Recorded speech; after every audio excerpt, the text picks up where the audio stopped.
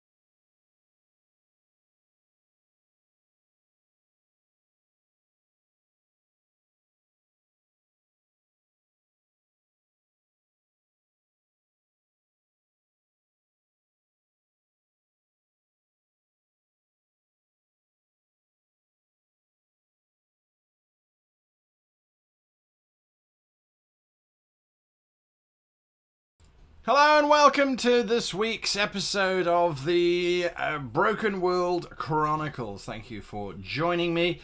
Yeah, it was quiet. There's a problem. I can't have the players live at the same time as the music, because otherwise you just hear the players talking over the music, and that gets complicated. So I'm sorry for being very, very, very quiet. Now, it shouldn't be very, very quiet. You should be hearing me at the very least as I start coming through to you. So yes, it's our regular time slot if you are based in the USA. For everywhere else, we are an hour earlier because of daylight savings. I think that will change for most of Europe once you guys start your daylight savings. But like, well, everything in this world, they don't start at the same time. So that leaves some confusion and some paranoia and things like that. Right, so today's Broken World Chronicles, if you are new to the show for the first time, I'm going to take about 20 minutes or so just to discuss what I've got planned for the characters and what's going to be happening in the coming up show. So spoilers alert, you will have the opportunity of seeing what I have planned for the session, and then possibly, well, then you can watch the session itself. It's a 2-hour session, and then afterwards I kind of break down and go, well, did it actually happen as I had planned it? The biggest challenge that I have with running this game and coordinating this game, of course, is the fact that the characters have got these devices which are called rough stones. Now, these are sort of small teardrop-shaped pieces of obsidian, which, when placed in a certain pattern on the ground, open up a teleportation circle, or at least not necessarily a teleportation circle, but more like a how would we call it? A dimensional fracture would possibly be the best way to describe it. Now, that dimensional fracture leads to a random dimensional location, and we've got about 60 different locations they could possibly pop to. Some have been submitted to us by our patrons, so if you are a patron of the Broken World Chronicles, you have the ability to submit your ideas. Every month you can submit a new world for the characters to explore and run around in and populate, and then that gets added to the list of random worlds that they could jump to. Slowly the players' characters are learning that there are ways in which they can control where they jump, but it is difficult to keep track of where it is that they're going and where it is that they've come from. So it is an interesting challenge for them. It makes it a much more interesting challenge, of course, for me to try and run the game, because I have to try and anticipate where it is that they're going to go. So if they get into a situation that's just too dire for them to handle, they can throw down those stones. They've got to use 6 of them each time they jump. They're going to throw down those stones and jump away to another setting and a completely different adventure, which means planning adventures does become tricky. That means that I have to rely very heavily on my campaign plot idea, the main story arc, if you like, which is this invasion of the Clack Clack Door, those insect-like beings that have arrived and start to invade entire planets.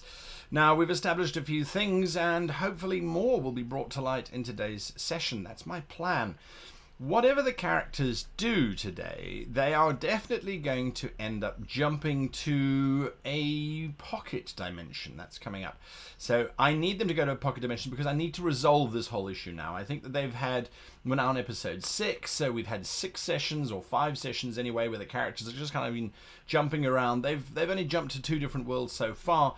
Arguably, I could make them jump to more, but because we said we were going to do 12 episodes in this entire campaign series to start with, I do have a bit of a time pressure to move the story forward. And we're now halfway through, so I think it's a good space to take them to this little pocket dimension, kind of like the fairy market or the magic markets of Hellboy, or any kind of setting where there's this black market that exists in a space that anyone can get to if you know how to.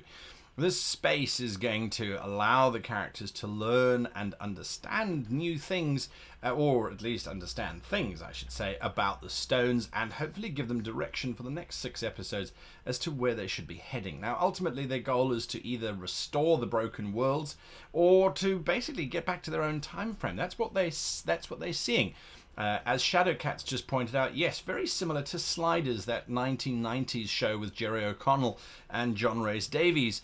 The idea there, of course, was that they were moving around, and they had similar kind of objectives. So that was, I will admit, one of the inspirations behind the Broken World Chronicles as a setting. Now, once they've gone to the spot, they can then decide what they need to do. That, at least, is the long plan. That's the bigger plan for the next sort of 6 episodes or so. We need to solve that and resolve that and get that out of the way. However, today's session sees us handling a very character-based plot, so I'm not too convinced that they're going to jump away from it. The setup at the moment is that Kai's character, Feloria, is actually a individual who has been, her doppelganger in this dimension anyway, is is Feloriat, the High Leader, and I just realized that I don't have that particular World Anvil page open. I'm going to do that now. The entire campaign is being run on World Anvil, which is both a sponsor of these shows as well as an ally of the channel, as you should know by now if you've been watching the YouTube channel at all. So I'm just going to pop into the Broken World Chronicles here. I wish I could share it with you, but I can't. and I'm going to go in and view the realm of Forlorn. Forlorn, I suppose you could call it. Right, I'm going to bring this up so that you can have a look, so we can see where we are, and that just requires me to select... Oh, why is it not showing that? There we go. And that's the wrong one because I had actually moved it into the right one to begin with. So there we go. There's the World of Falon. You can see that I've got a background problem. Let's just fix that quickly so that it doesn't look so bad. Has that made any difference? No, because I went in the wrong direction. I've got to go over here. It's always reversed with green screen. That's the funniest thing. There we go. And it's back. Like set failure. Right, sorted. So here is the mission that we wrote up with the goal. Volstoy Faleriat is the leader that Faloria has been impersonating, and that comes with certain consequences which the characters are going to discover as they get there. The idea was to blow up the Furus's Arcanum. That's the giant train that's pulled by magic. And I had a lot of fun building that map, I have to tell you. I really did enjoy trying to figure out how to do that. And I did that on Dungeon Fog, who's our other sponsor and partner of our channel as well. So look out for that train map in the game. It is loaded up because we're using Fantasy Grounds. But... yeah, it was a bit of a challenge, so that's quite exciting. Now, the entire plan was that they were going to go and try and blow up this entire train, and basically finish it off and have a showdown with Faloriat and with another doppelganger of that we had inserted. However, things changed when Faloria realized, or discovered, I should say, that her beloved Varian, I should say, was still alive in this dimension. Now, in her own dimension, Varian has died. This is a stock standard. I'm not casting aspersions in terms of character creation here, but this is a stock standard multi-dimensional issue. It always comes up, it always happens, and I watched a ghastly film the other day, The Cloverfield Paradox, which basically has a very similar idea. Dimensions are split up, and the central character learns that her children are still alive. Spoiler alert. But it's not a film worth watching, in my opinion. Now, that results in her deciding she's going to abandon life and just stay and that sort of thing. And that's exactly what Faloriat has done. Now, the reason why I say it's stock standard is because it has been used before. And the reason why that is the case is because if you had the capacity to go to another dimension where someone whom you were desperately in love with or who you idolized is still alive, I think it's only human to want to make that happen. I stand to be corrected, but that's certainly something that I would definitely do. So there we go. I think that is something that is it's worth exploring. It really is going to be entertaining. What that did, though, was that derailed the entire plan of blowing up the train because, and this is just by a little bit of manipulation and also following the cues from the players, Varian, the character that she's desperately in love with and wants to reunite with, happens to be on exactly the same train that they're going to blow up. So there was this whole moral dilemma that they then had to go through, and that then brought them to the point where they were pretty much ready to betray life and to betray the entire situation that they were in, and that wasn't a very good idea. They were surrounded by this elvish army of power, and yeah, it was dangerous for them to do that. We had to have them escape, so the goblins that they were initially part of came and rescued them. Now they're on a barge sailing south to go and blow up this train, or as the characters are going to try and stop it from blowing up. All that I could plan for is that they're going to stay here, because I don't think Faloria is going to leave anytime soon. I don't think there's any kind of situation that could cause her to want to leave. I don't want the adventure to run longer than today's session, so I want it to wrap up because... Again, the idea is to move forward. We're halfway through the first season, and I want us to progress. I think that's only the right thing to do. I think also as a GM, my responsibility is to keep things moving, keep things from becoming stagnant. We've also got to go and explore Freddy's background. We've got to go and explore Flint's background. So there's a lot of stuff that we've got to kind of cram into this whole thing before we get to the end of the season. So There we are. I'd love to know your comments and thoughts in terms of how these things are going along and what you would do, perhaps, if you were in my situation where it's very difficult to plan bigger, or I should say plan smaller adventures as one goes along. Now, I've also got NPCs. So if you have thoughts on that, please just drop them into the chat. I would love to read them. Or into the comments if you're watching on YouTube. I see a lot of people are on YouTube watching this as well. So drop those things into the comments. And then as Adrian1976 says, please hit that like button and the subscribe button if you are so inclined to do so. And the Goblin Bell to get alerted when these happen. Generally, it's this time every single week.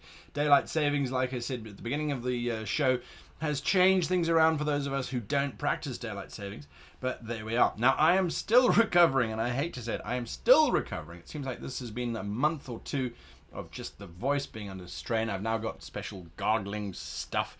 It's all very complicated and very strange color too, very dark blue. Anyway, so my voice might give out, and you might see that I'm drinking lots of things. If you pardon me for just a second. So there we go. So there's all sorts of things that are going on with regards to that. Yes. What else do we need to talk about with regards to the Carol Stones? They've only got 12 stones left, so they've got 2 jumps left in them, which I think is quite exciting. I've got the NPCs that were generated, again, by Patreons of the channel.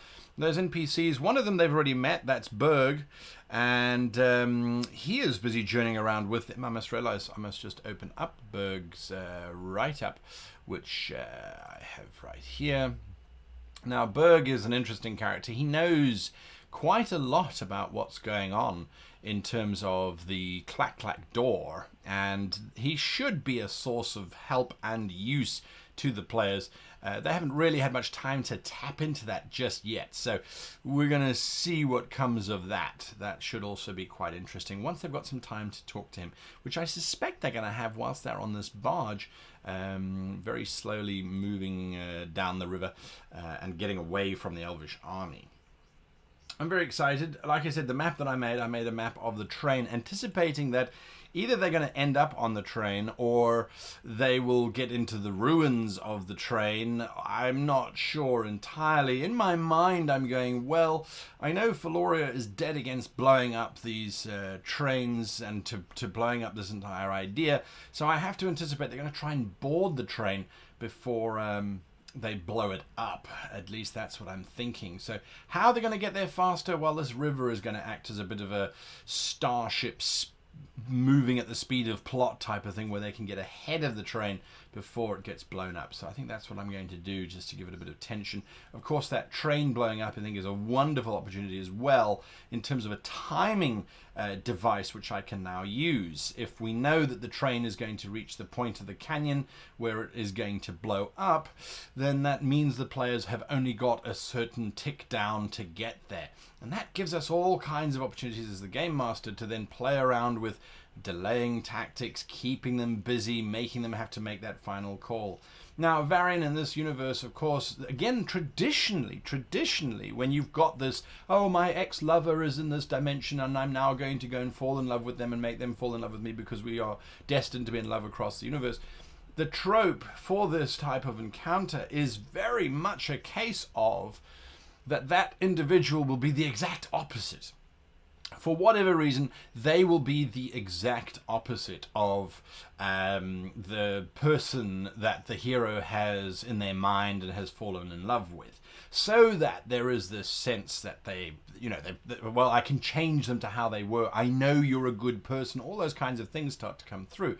So for me, it then raises the question of, is that something that one wants to play into? Is that an expectation that one wants to actually feed? Or is it something that we kind of go, well, actually, no, the character's going to be the same, perhaps?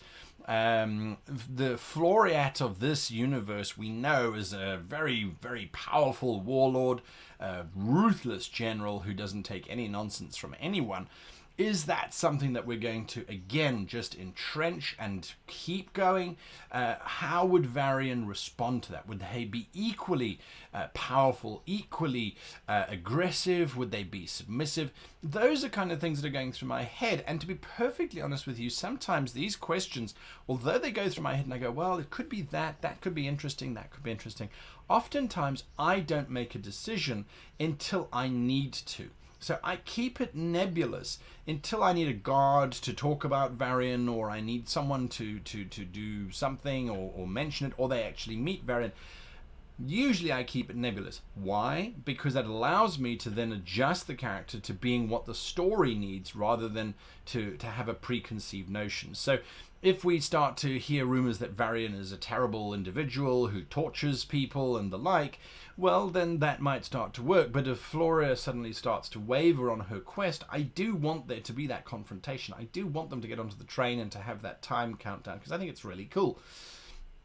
I have certain messages and means now of being able to control that by saying, well, actually, there is this option, or he's actually not bad, or Luigi Salad says, I like the idea of him being similar, but there's one very distinct characteristic that tells Floria it is not the same man. Yes, I agree. I think that is probably the approach I'm going to take, but like I said, I'm going to keep it open, keep it flexible, so we can see where we're going, so we can get a decision only when we need to, rather than sort of lock ourselves down to something that we don't necessarily want to go on.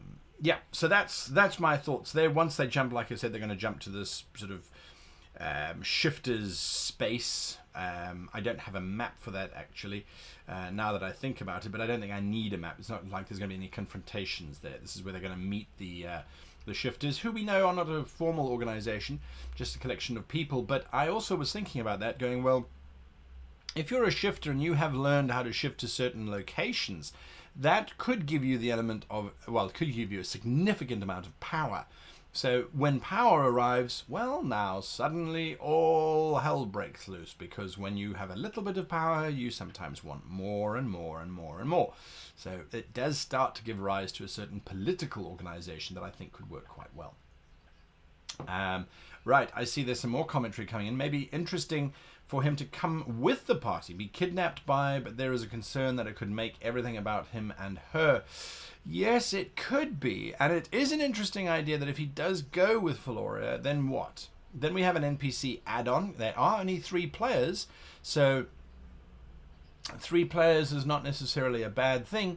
But if we were to add in a 4th as an NPC, a GMPC, that's not the worst thing that could possibly happen, I don't think. I mean, it could definitely be something to explore. I'm not sure. There are other things going on, and I wonder if it would complicate matters or not. It does obviously give us the opportunity of killing him off later, which would be awfully tragic for Floria if she's now suddenly reunited with Varian, and then Varian dies yet again. There's a very large part of me that does love that sense of tragedy, which could play out as a result of that. Just how evil are we? I don't know. I wonder if we should put this to a vote. What would you do? If you had the opportunity, would you make Floria suffer even more? Would you really? Are you that evil? I don't know. I will have to think about that. I do like it as an option, because it creates character conflict and it creates character dynamism, as they say. But yeah, who knows? My Milo's just run out. I've switched to drinking Milo rather than coffee so that I don't get the shakes all the time. I've got 7 minutes to the hour, which is when we're going to begin. I'm going to ask for your patience, please. I'm going to switch back to the holding screen whilst I just go and get another cup of probably coffee. It's going to be coffee. Let's face it, it's coffee. I'm going to go and grab another cup of coffee, and then I will be back, and we will start the show. So if you haven't got something to drink, I suggest you go and find something to drink, get those snacks ready, because this episode, whatever the outcome, I think it promises to be an absolute doozy. Of course, we've got all those goblins on that barge as well, and I think it's going to be a lot of fun. So there we go. Let's see what the outcome may be. Shadowcat's got some ideas about Floriat countermanding her own orders, which I think could be quite interesting. So there we go. All right, and there the voice goes already. I hate it. All right, there we go. I will be back. We will be back, I should say, in about 6 minutes. So until then, let's prepare ourselves for the Broken World Chronicles.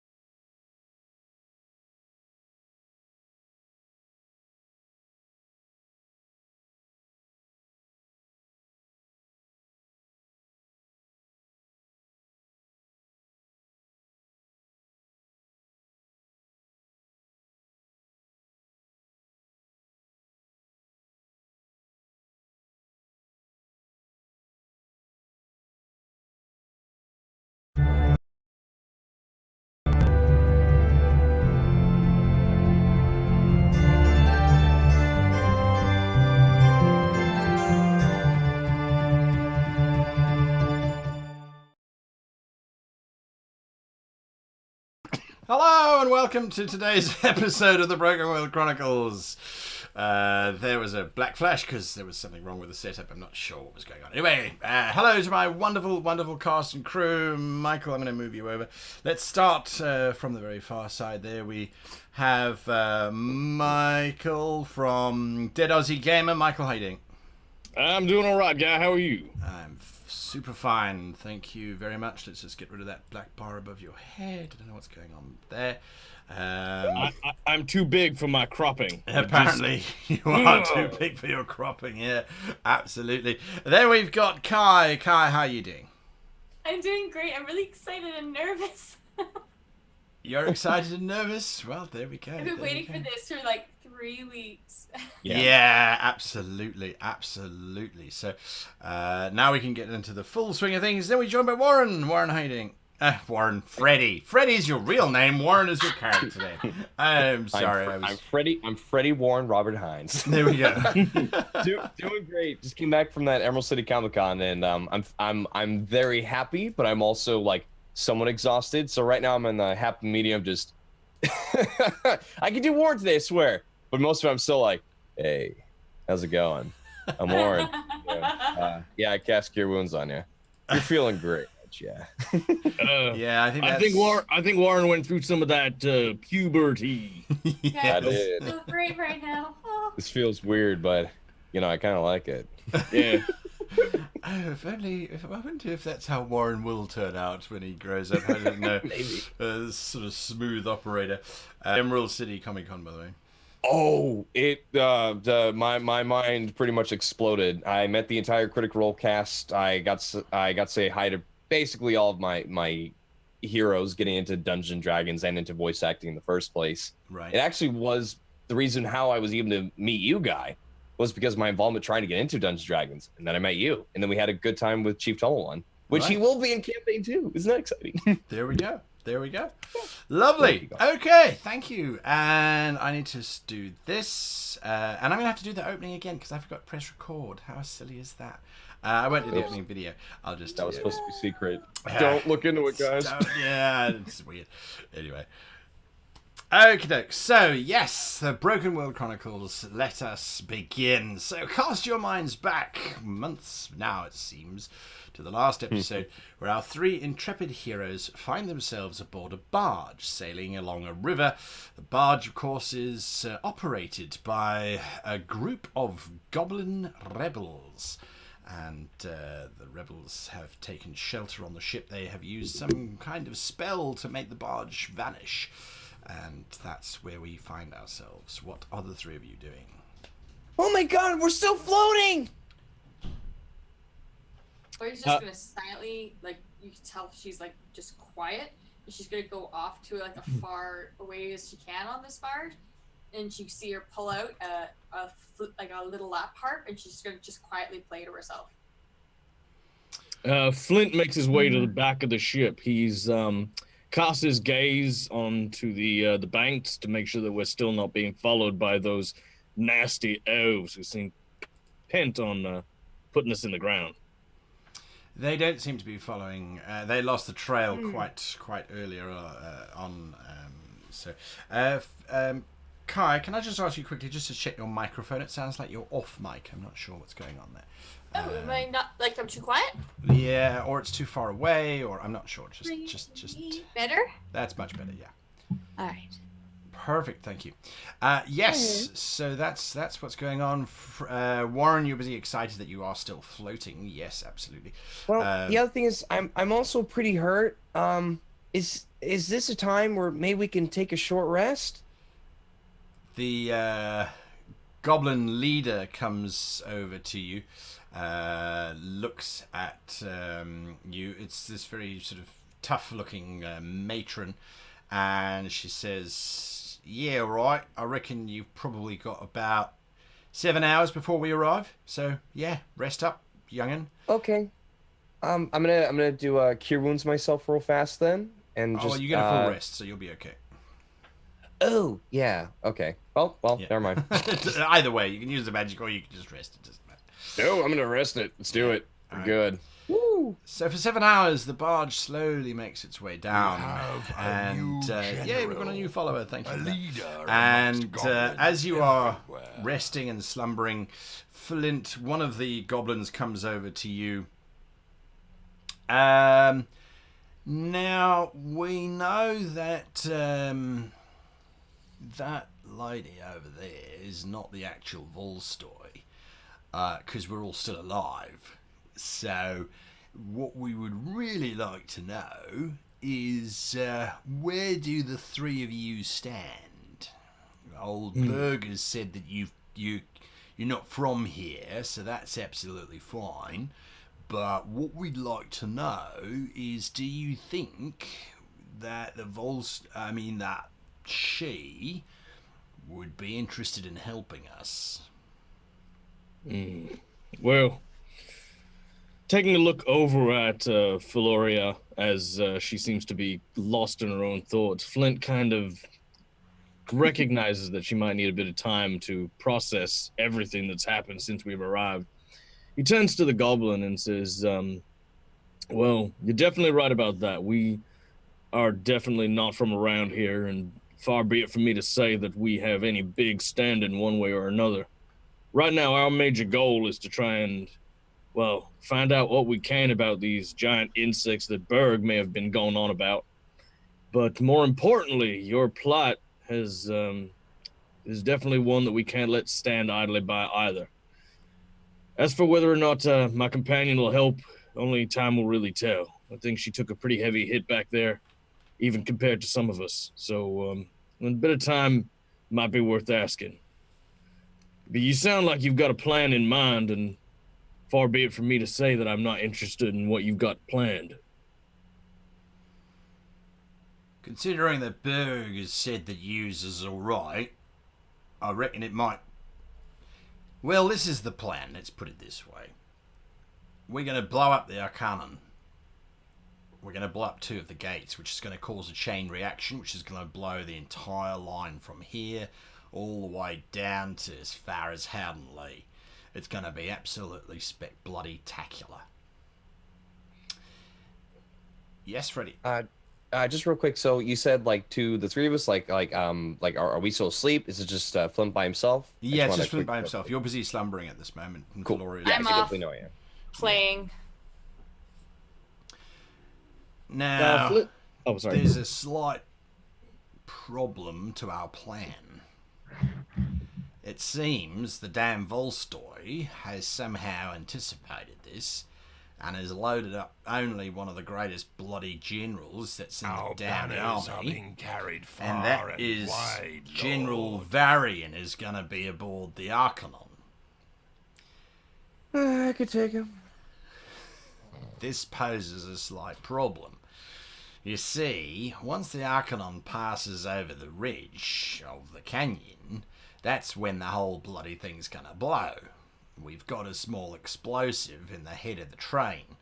We're worried Varian might be able to detect it, considering that it's got a slight magical signature. We're able to get slightly ahead of the Arcanum with this badge. Once we're there, we're hoping, perhaps, your young friend there might be able to get onto the Arcanum and distract Varian long enough for us to set off the charge. We're fairly convinced that we'll be able to save her if she jumps off of the Arcanum just before it plunges over the gorge and explodes in a giant fireball of death and vengeance and retribution. Do you reckon she might be up for that? I'll go ask her, but I don't feel rightly comfortable sending one person into all that kind of mess. Tell me, if, let's say, your plan were to include extracting 3 folk instead of just the 1, is that something you and your kin can manage? That's not a problem whatsoever. The idea is that once the charge is set, there is no way of stopping it. So, it will be quite easy to get used to just basically jump off of the Arcanum as it's about to plunge over the gorge. We'll have fresh horses on the standby so you can clear it before the explosion goes off. You've right. got about 12 seconds, give or take, which I think is plenty to be able to jump off of the train. All right. Your plan sounds as good as any, so I'll have a word with my comrades and see what we can do. Look, In the I meantime, wouldn't be treating you right if I didn't tell you that the train is also carrying an entire battalion of the army with it. So soldiers? I wouldn't get caught if I were you. Yeah, I'll keep that in mind, and thank you for being so open about it. Well, Listen, it's only fair. If you're going to help us, we should make sure you've got all the facts, yeah? well, on that, if you're gonna help us, I do have a question for you. Back there, when we were at the Elf Camp, there was a huge explosion, wood and tinders and stuff like that. I don't suppose you can do stuff that's slightly smaller in scale. I'll be fair. Lizzie did use slightly too much of the compound, and it wasn't supposed to be that big. It was a bit of a mistake. Flint reaches into his bandolier and pulls out one of his bullets. You reckon you folk can make some of these? And I sort of place it in her hand. It uses a different volatile compound that you might be used to, but the effect is more or less the same. I'll give it over to Bongo and see what he does about it. I'd greatly appreciate Can't make that. any promises. All right. At this point, Flint will sort of like tip his hat to the goblin and make his way over towards Philoria. Sure thing. Philoria is still playing your harp. Mm-hmm. It's got a nice sound to it, miss. Thanks. You doing all right? Yeah, just breathing and preparing myself. Something very used to say, breathe and steady yourself in this moment so you're ready for the next. Well, I've got a heck of a moment coming up, if you're interested. What do you have in mind? Well, turns out the goblins are still set on this whole train escapade, trying to bring it down. But There's it no way seems, they would not. But it seems as though Virion might have a way of detecting their plan. What they want us to do is they want us to board the train before it hits the gorge and try and, I suppose, take him out of commission one way or another before it arrives. One way or another. My murder? Well, I more mean like distract him or get him off the train or, well, make sure that he don't alert the train to stop it before it hits the gorge. How would they do that? Well, How would we get him off the train? well, they've mentioned that if we were to jump off and before the gorge ourselves, we'd have horses ready. I mean, I'm fairly sure we could get Virion as far away from the train as possible so you two can have your tit-a-tit, as it were. She kind of springs up and grabs you by like the face and kisses both your cheeks and like, Flint, oh my god, you're a genius, you wonderful tin man, you. Flint sort of just sits there, blinks a couple of times. Thank you. But we need to move on this now then. I assume from your expressions of, I assume joy? Joy? Yes. Yeah. Yes, if we can get him, you don't know what this means to me. Like, not, I can't be the death of him again. You have no idea what this means to me. That is correct. All right, well, I'll go tell the goblins if you want to go tell Warren to suit up and get ready. He's pretty tired, so let him finish resting, because it'll be a while before we arrive, but yeah, he should probably know what to expect when he wakes up. Dad. You just saying cramps? All right. At this point, Flint, sort of takes his leave and goes to tell the goblins that we're in. You can hear the harp start playing, but the music's slightly brighter. Well, that makes me very, very, very damned happy. Let me just tell you right now.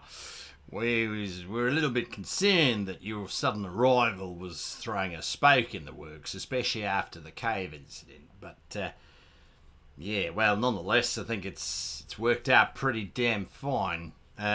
You should probably get some rest. We're going to take about 7 hours or so to get to the entrance point. You're pretty tall for a golem. So I reckon it'll probably take you. What are you, like 6 foot, 7 foot? I mean, how tall are you exactly? Last I checked, 6'6". Crikey! All right. Well, let's. Yeah. Good. Great. Fine. We'll see what we can do, and hopefully it'll work out. Flint nods and says, "All right, well, if there's any trouble, you don't hesitate to wake any of us." Don't you worry. If there's any trouble, you'll know about it. It means that our work is not working. But that's brilliant. Very happy that you're on board. Flint considers to himself about the whole explosion, casting his mind back to when he was in the tent and the full details of the plan were being given. He himself knows that the plan will still entail the loss of quite a lot of lives along the train line, soldier and civilian as well. It is in this moment that Flint decides to not tell Warren about the excess life loss. He thinks that he feels as though this is information he best keep to himself. So he'll go to the quarters where everyone is resting and quietly sit up and shut down for the 6-hour period, just in that kind of deep contemplation. Because he doesn't quite like the idea of subterfuge. He's a very direct kind of person. So he's kind of chewing that over while he rests. Gotcha. Kai, you continue playing until you go to rest, I assume? No, so I'm actually going to. She does it to steady herself and calm herself, and then she's going to get up and she's going to go find Berg and possibly the other goblins who might have seen or know anything about Floriat. Because if I'm going to have to pretend to be her, I need to know what to be. Gotcha. Berg is busy looking at various charts and things and is busy chatting to this very looks like quite an old female goblin, and they seem to be talking about the operation. He looks up and sees you. Oh, well, yes, hello again. Good to see you made it alive. You as well. I'm glad that we could get you out. I'm sorry we couldn't get the other goblins that were in the pen out as well. I guess Yes, one of us didn't think actions through, and that cost them their lives, and I'm sorry. The female goblin looks up at you, and she's got sort of very red lined eyes. She's obviously been crying, and she says, "Those boys knew what they were going to get into, and what they've done for us is never going to be forgotten. But their loss will be in our hearts forever. There's no doubt about that. But this is a war, and in war you have to make sacrifices. So thank you for your words, and hopefully whatever caused their demise in the first place has learnt their lesson. But we are still going to carry on the fight." So for this next phase for you guys, I need your help. I am not, as you guys know, Floriat, meaning I don't know who she is in this world, what I became in this world. I don't know if I'm even a bard or anything about her. So I need to know whatever you guys know so I can best portray her to not be caught. And in that second request is, in case I fail, I want the mission to continue. I'm wondering, that explosion you caused, if you can make a small version of it, that I could put it on a cup link near the front, so the front of the train continues to move even if the rest of it doesn't. It'd be a great way to stop anyone from getting to the front of the train, so it still goes off. Well, no, I didn't think about that, actually. I suppose we can certainly... well, I don't know, really. It's not my area of expertise. He looks over at the female goblin. I'll get one of the boys to have a look at it, no doubt about that. We never thought of just decoupling the main engine itself. The plan was always ultimately to try and take out as many of the people on the train as we possibly could. And to be perfectly honest with you, anyone who's on that train is going to get taken out anyway because of the way that the gates work. But it's a fail-safe in case they go to take me and I can't stop him from going to the front, that part of the train continues going forward. Because if they get to the front, they can stop it altogether. She places her hand on your thigh and she says, bless you, this kind of devotion is exactly what we need in the rebellion right now. To sacrifice yourself and to think about these kinds of things, I think is absolutely brilliant. Berg was right about you. You really are an asset, so thank you for that. I'm going to go and get the boys to sort that out, she says as she sort of disappears off, leaving you with Berg. So, Berg, I need to know what you know of Floriat and also what you know about I don't remember the name you called them, the group of people who are also rifters. Like you said, there was a group you came from, and what you know about the Clack Clack door. We didn't get a chance to properly speak really about it because I was still trying to pretend to be someone I'm not. Well, look, Floriat is just a very, very self-confident, very vicious person. So I think that should be your guiding line. Is that? Is she a bard or is she a paladin? Like, what type of weapons does she use primarily? Because I'm gonna have to fake it. I might as well have those weapons on me. Well, primarily she uses her armies. I'm afraid I don't really know too much. We could ask some of the goblins, I suppose. They might be able to help us a little bit more. But yes, on to your second question, which I think is far more interesting. Considering, do you have any more of the jump stones, the rough stones? They call them. The rifters call them rough stones. Yes, we do. How they many call them jump do you stones. Have? Rough stones 12. is the name. 12. Rough stone. They're just 12. common obsidian, so you can pick them up almost anywhere where you end up. That's something useful to remember. They're just shavings of obsidian, so just keep that in mind. You always need 6. 5 doesn't work, and 7 just seems to only use the 6 that are placed down anyway. So I wouldn't to worry too much. Does the people you work with, the Shifters. Shifters? The shifters.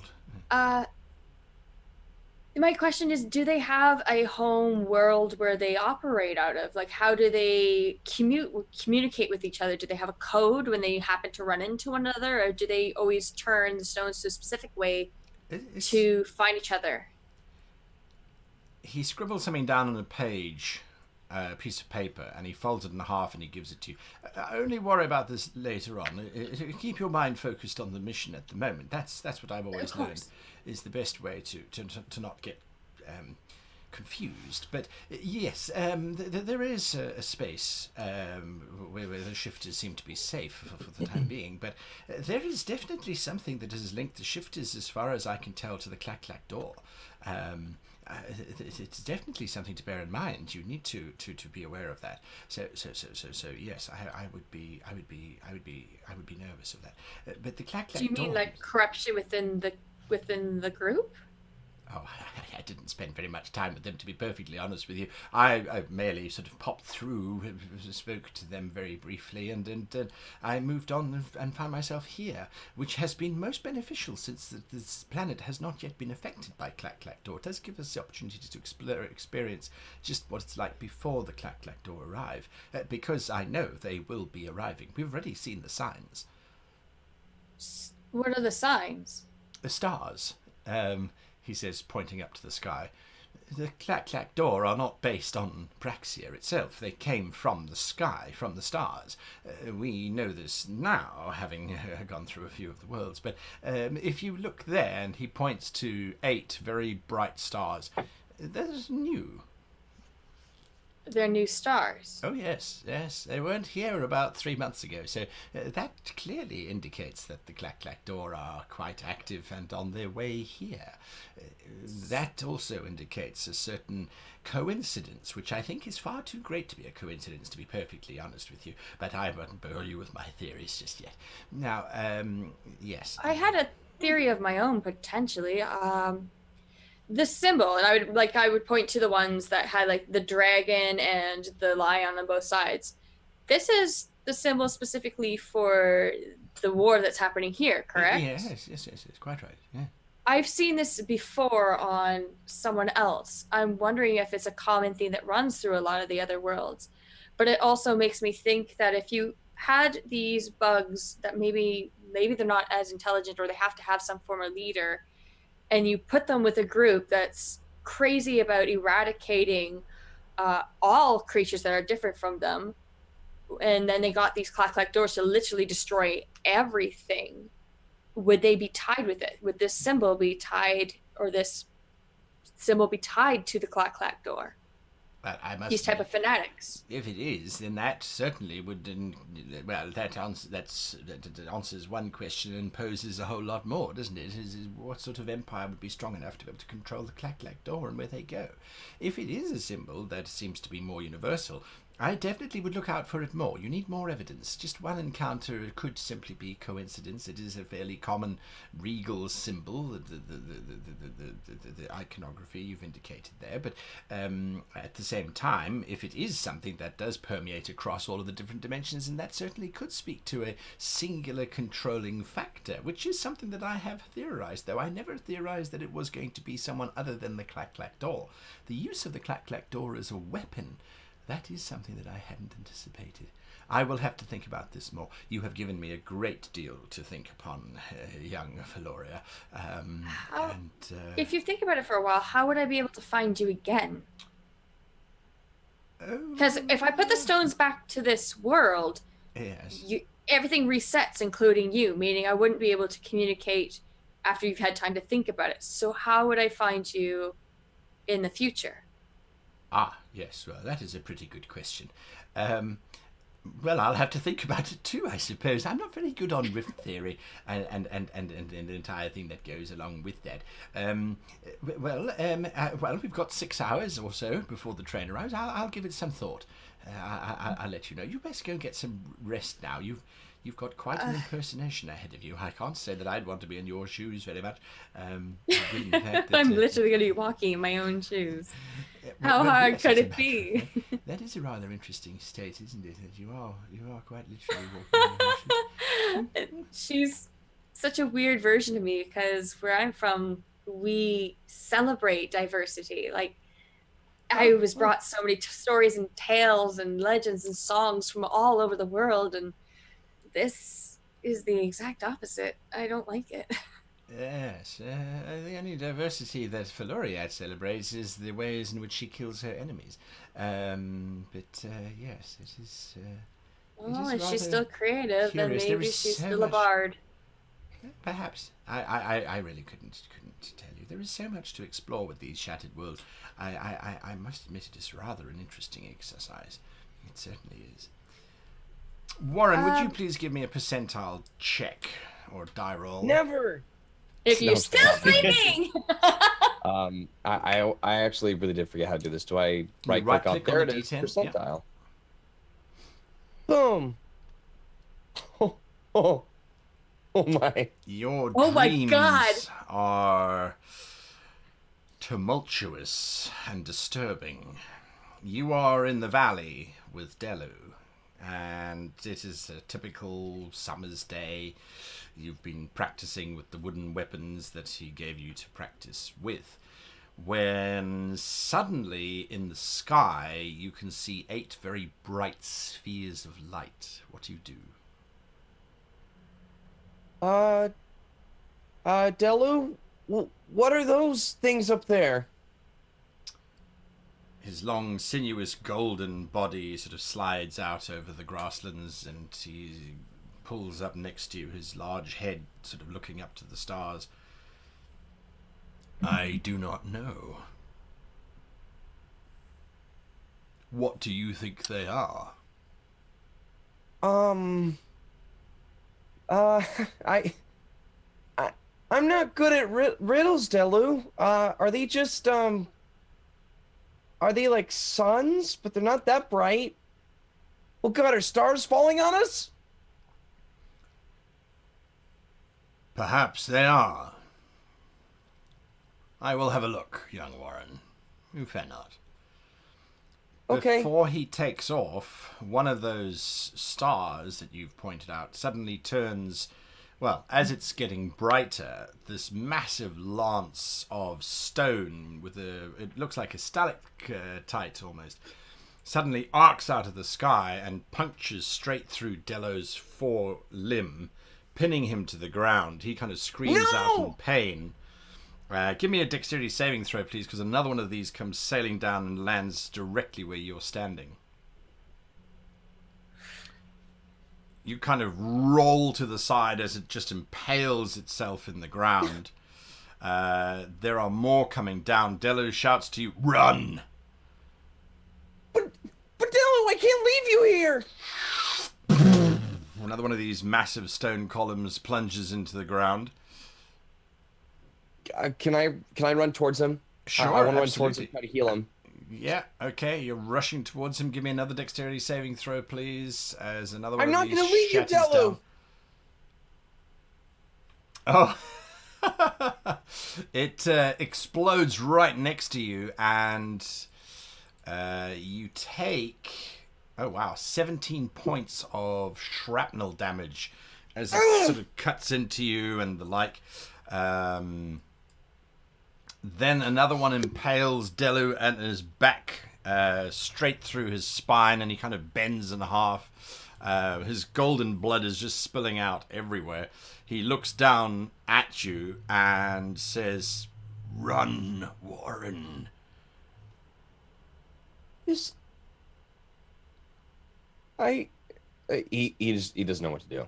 Like this has been something he's looked up to forever. So right. he falls to his knees. He's in a catatonic state. Just there's this loud whistling sound coming from above you. Do you look up? I do.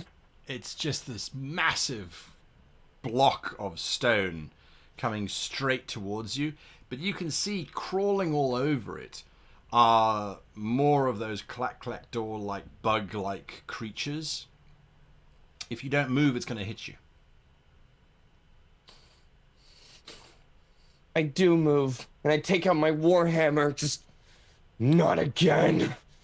As you say that, it seems to move with you, and it just slams into you, and you can feel this initial impact, and you just hear this chittering sound getting louder and louder, but as it slams into you, you wake up.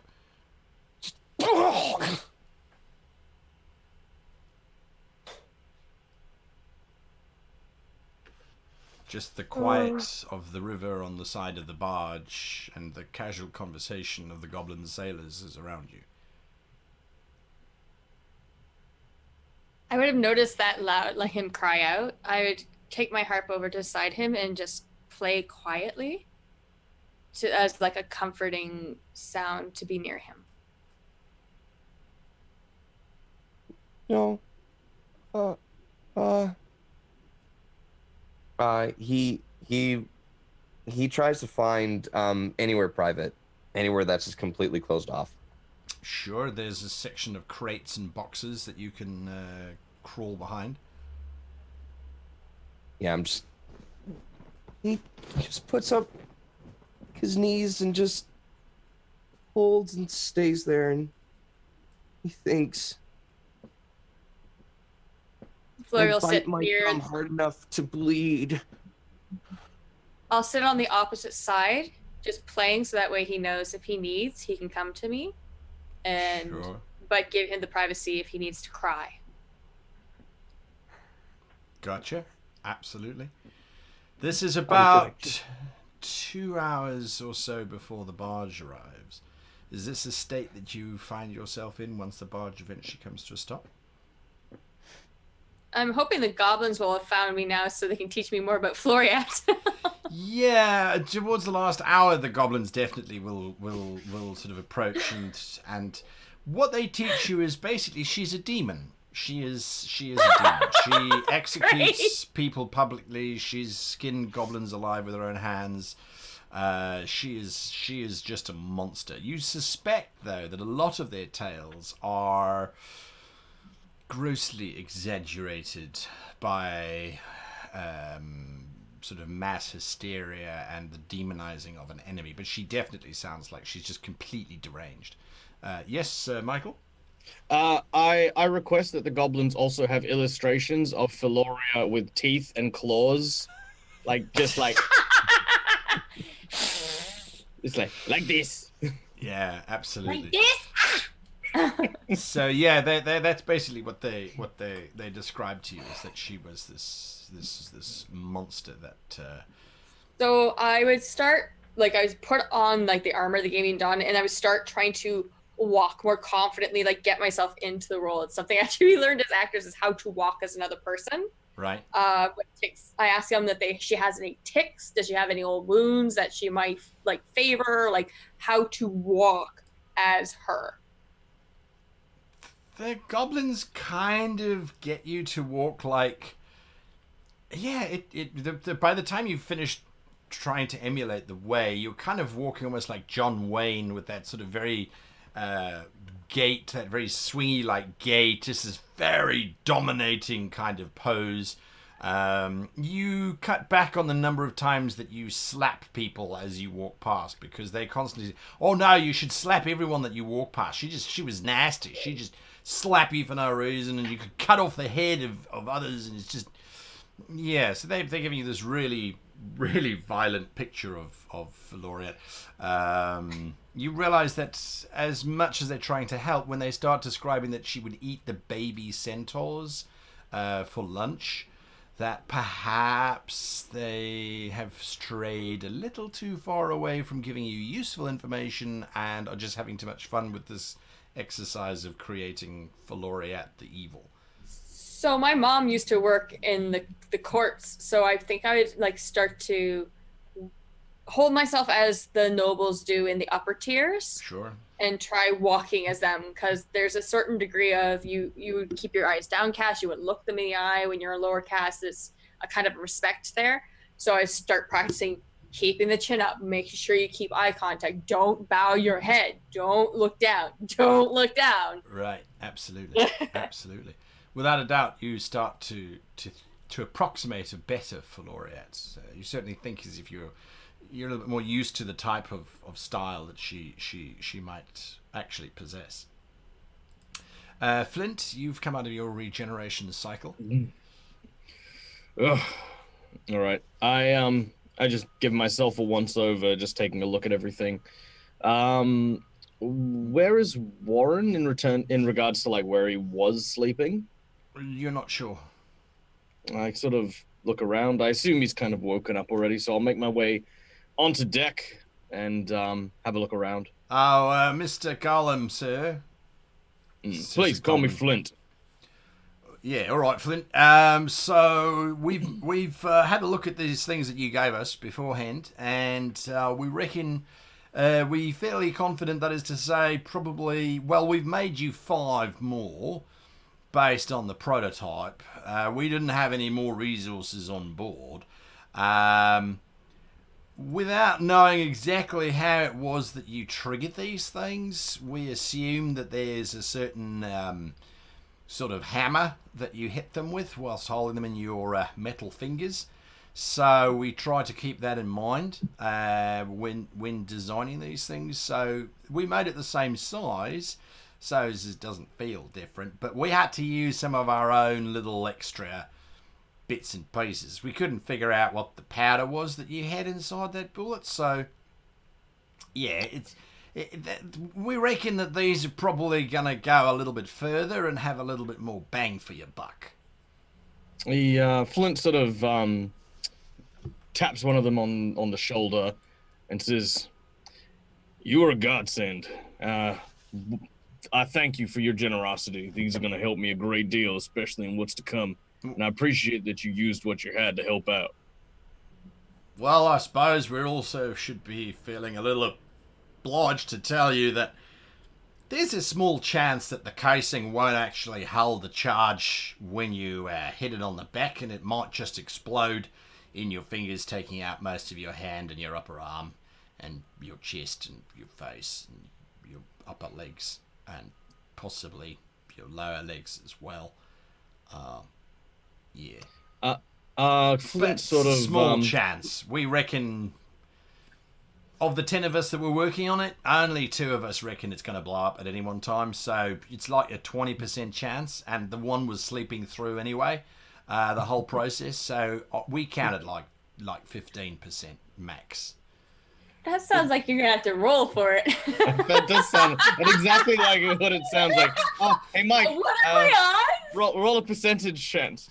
I've got full There's this It's gonna there's work this every there's time. this audible grinding sound as one of Flint's eyebrows sort of raises at the at their statement, but he's still very grateful and will still thank them. He says, well, as much as I'd like to say my my keen eye and stable hand will play part in how I shoot, I got to admit, since this whole nonsense started with us going from place to place, I got to say that luck is definitely a factor as well, and hopefully it'll be on my side with these bullets as well.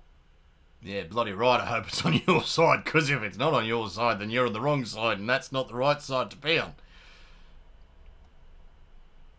All right. If that's the right...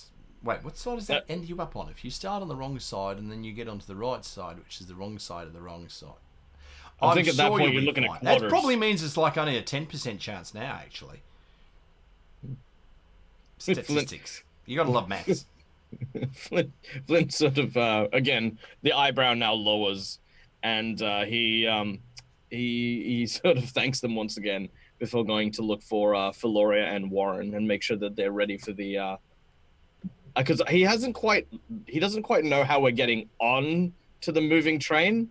The goblins seem to have an idea of what that is, so he's gonna go and talk to Feloria and Warren and make sure they're ready for what could quite literally be us being fired at a train in a second.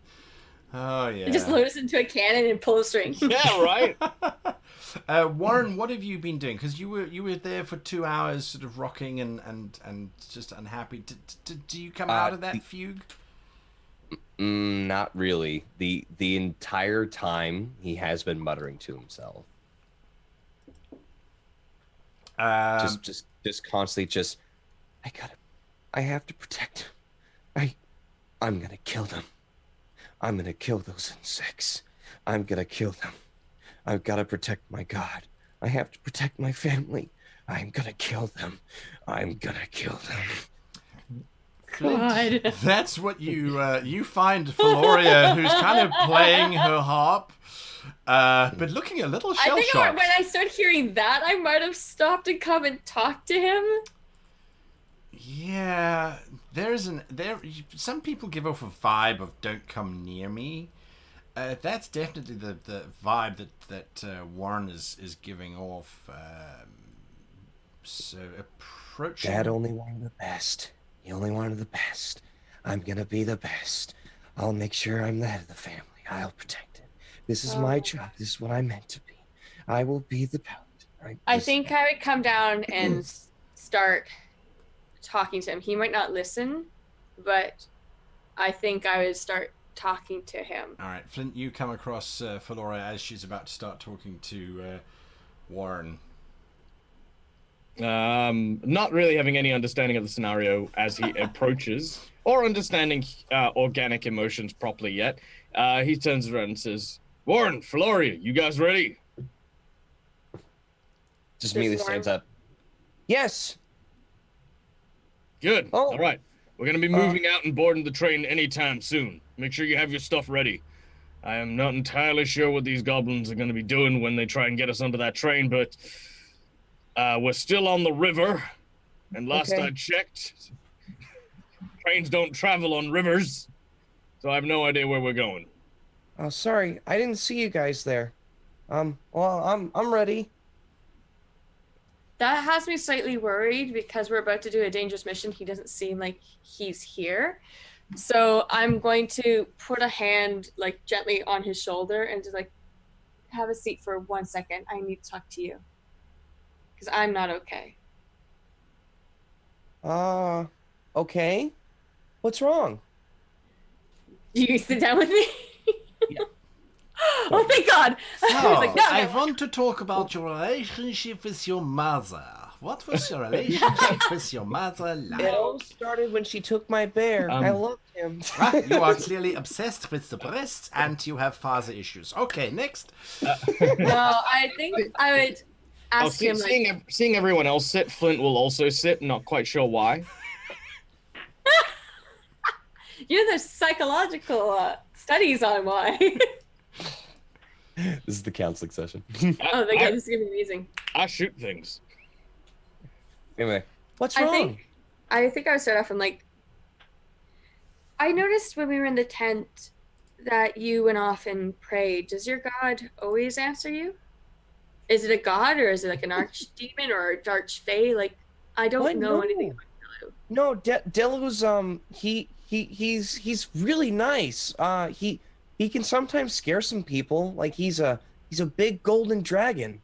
You see the dragons rule over Braxia, and they're always very kind.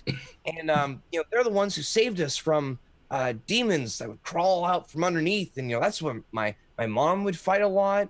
So they're not gods, they're dragons. Well, I mean, he is a god. He's a dragon god. So he's the Lord of all dragons?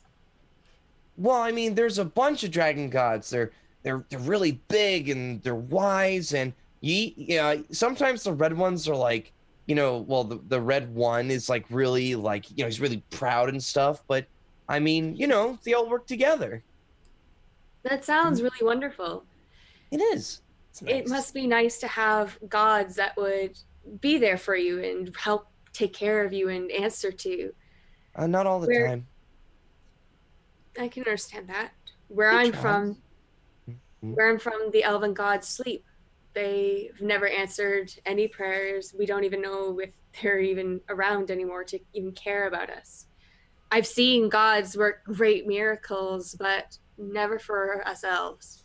So we rely on each other. We rely on our friends and our families and our parties, and that's who we work with. It's who we take care of, because no one else takes care of us. Ain't no gods where I come from. All the dragons. Yeah, all the dragons are long gone too. Gnomes made sure of that. What? Yep. The big flash happened thousands of years ago. No Ironborn was around at that time, but some say they still hear the rumblings of their dreadful roars beneath the sands. I mean, I don't think people would. They must have been bad dragons, because no normal person, I would think, would just go up to a dragon and just kill them or try to. Oh, worst. They are the worst. If you've ever been spat on by a giant acid-breathing three-headed bear, that's nothing compared to the terror that the dragons wrought in my world, and came upon the entire landscape for what I'm told to be 100 years, and most of society was wiped clean by these dreaded creatures. That No way. like a My bard's gods would tale. never do that. But I'm sure your dragons are lovely, and I'm sure they don't deserve to die in a giant gnome-fired explosion. There's no way they would die. Okay. Warren, what we're saying is that you don't think I'm evil, do you? I'm sorry. Can you say that again? What? Do you believe I'm evil? No. But the one here is. In other worlds, Delu could be a great destroyer. So could Warren's. So could Flint's. I think the important thing is to trust each other and work together, the three of us. And maybe that means at some point we should sit down and figure out who we are. We haven't really talked about what we want. I know vaguely that you're looking for your mother and your sister, but I don't know their names. I don't know what makes them important to you. The same as you don't know about Virion and what it means to me is the same as, I'm sorry, but I have no idea what the hell you are. I'm complicated. You very much are so. How can I But- trust someone that would cast magic on me? I don't mean to sound rude.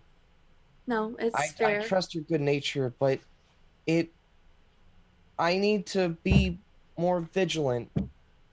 So I would sit down and be like, I think that maybe trust begets trust. And I will trust you with my greatest mistake, which I was hoping to keep from you, from having it happen to you. And you notice it before she would touch like her pockets quite frequently.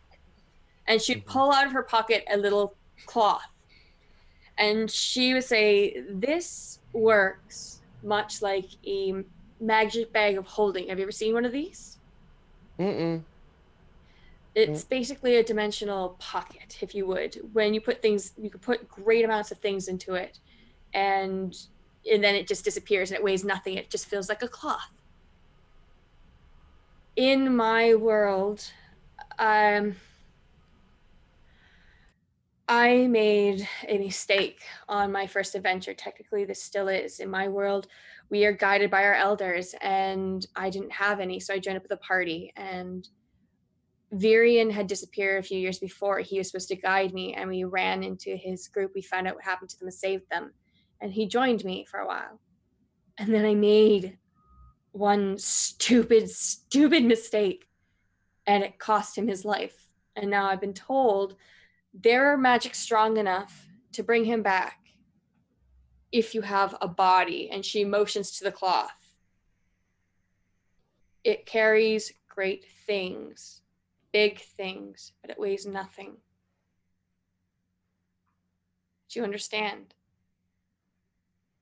I carry my greatest mistake. And I'm trusting you with this knowledge. See, I was waiting for... I like to try, and I make mistakes too. I know. That's why I was angry for a while, but I'd be very hypocritical if I stayed that way. Because I'm still learning, and it terrifies me. And I would be the first to admit that Warren, I feel lost. This wasn't how my first mission was ever supposed to be. It was supposed to be with people who could guide me and show me and teach me, and it's not.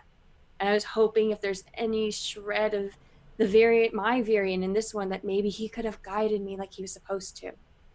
And that wish has literally sent him on his way to death. So I'm trusting you with this knowledge. I'm trusting both of you. And I'm asking for you to help me. And I need you to be focused, and I need you to not be panicking that you're going to make a mistake. That will happen. But I want you to be at your best, okay? And I trust you, Warren. I trust you with this. And I trust you, Flint. You strange metal man. And she's going to tuck the sheet back into her pockets. I had a dream that Delu was killed. And it was by those insects we fought once before. The spires came down, and they ripped him apart. I tried defending him, but I couldn't do it. I'm so mad. I'm not like my sister or my mother. I'm so weak.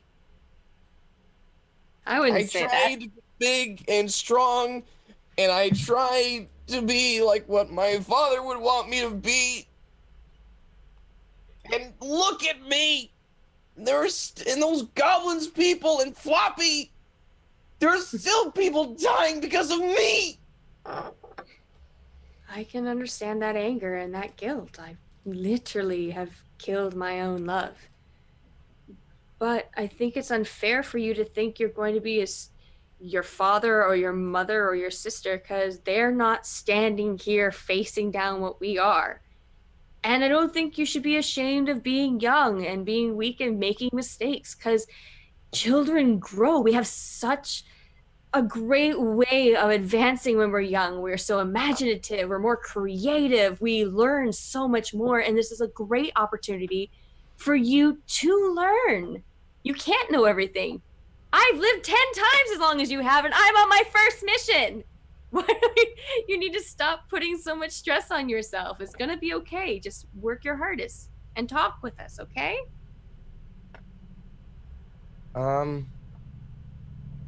Okay. Okay. Lauren, Flint sort of reaches for his rifle. Don't worry, I'm not going to put you down. He puts the gun in front of him, and he sort of turns it over so you can see that there's actually a plaque on the other side of the rifle, which has engraved on it the word Malcolm. It says, "The man who gave me this gun was a stupid man. He was a farmer. He made lots of mistakes. He got beat up by his wife. Not really what many people would call strong at first glance. The strength was what I learned from this man.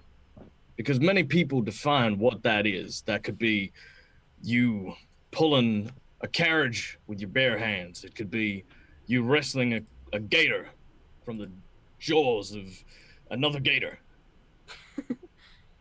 But I what saw this you play with that gator. But what this man taught me, more than anything else, is true strength ain't about being weak or not making mistakes. True strength is about knowing the consequences of your actions, and no matter what, standing true and facing those consequences head on, even when you're scared, even when you know you're weak. That's what true strength is. And so long as I carry this rifle with me, I carry that. I carry the consequences of my actions from here till the day I stop ticking."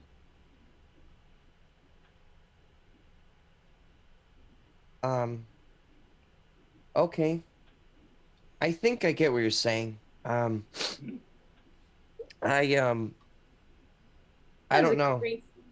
This is a lot to process. I'll Well, be we don't ready. have a lot of time to process it, though. Yeah, I know. I'm just saying, like, in All right. general, I'll be ready. I think we should just go, but, All right. thank you. Oh, and for what the record is, I don't have any secrets. I've been open with you people since I started here. He sort of gets up and walks out of the the cabin at this point. Like, damn, human folk and elf folk and their secrets, Their emotions. their emotions. There's May so I much going lay on on. the Me, the table? player, by the way, is like, because I'm very emotional, but like Flint's like, I understand why you're crying. Yeah, absolutely. The barge has come to a stop, and as you step out, the goblins are there. They have some rather curious leather harnesses, which they're busy outfitting with buckles to make them larger and smaller.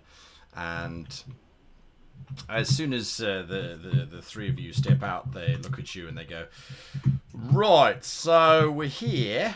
Now, one of you, or some of you, certainly we were," he sort of gives a laugh and the rest of the goblins around him chuckle with him. "We were figuring out how to get you onto the train. It's going to take you a little bit of guts to do it, but we reckon that you guys have got it by gumption, because we've seen you all in action before, and anyone who's willing to walk into the heart of the enemy's territory, certainly this shouldn't prove too much of a problem." Would they have heard that there was an impersonator with a metal man and a young paladin at this point? Just so we know. Because maybe you guys might need to be on the roof of the train. No, the nice thing about the Arcanum is that once it's in transit, you can't actually contact it because it's actually not technically here. It's complicated. So anyone who's on board won't really have got much intelligence. I do suspect that probably that the headquarters probably knows about your little thing, but thankfully the Arcanum's not stopping between now and the time that it goes exploding. Which brings us to these harnesses, he says, holding up these leather harnesses. We've made them kind of fit the three of you, he says, and he hands one to each of you. What? Mr. Goblin Man, what's a trine? Yeah, the trine.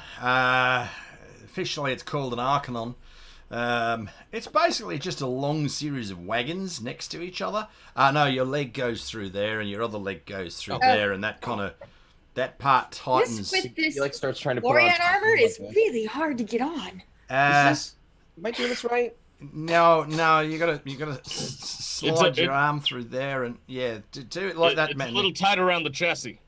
Wait, okay. Yeah, He starts like putting his legs through the arm parts, just like Okay, oh God. Wait, no. I think it's You this way. Yeah, it's. I'm used to putting on complicated costumes. I think I got it. Eventually, some I goblins start helping like Flint to his. Thank you.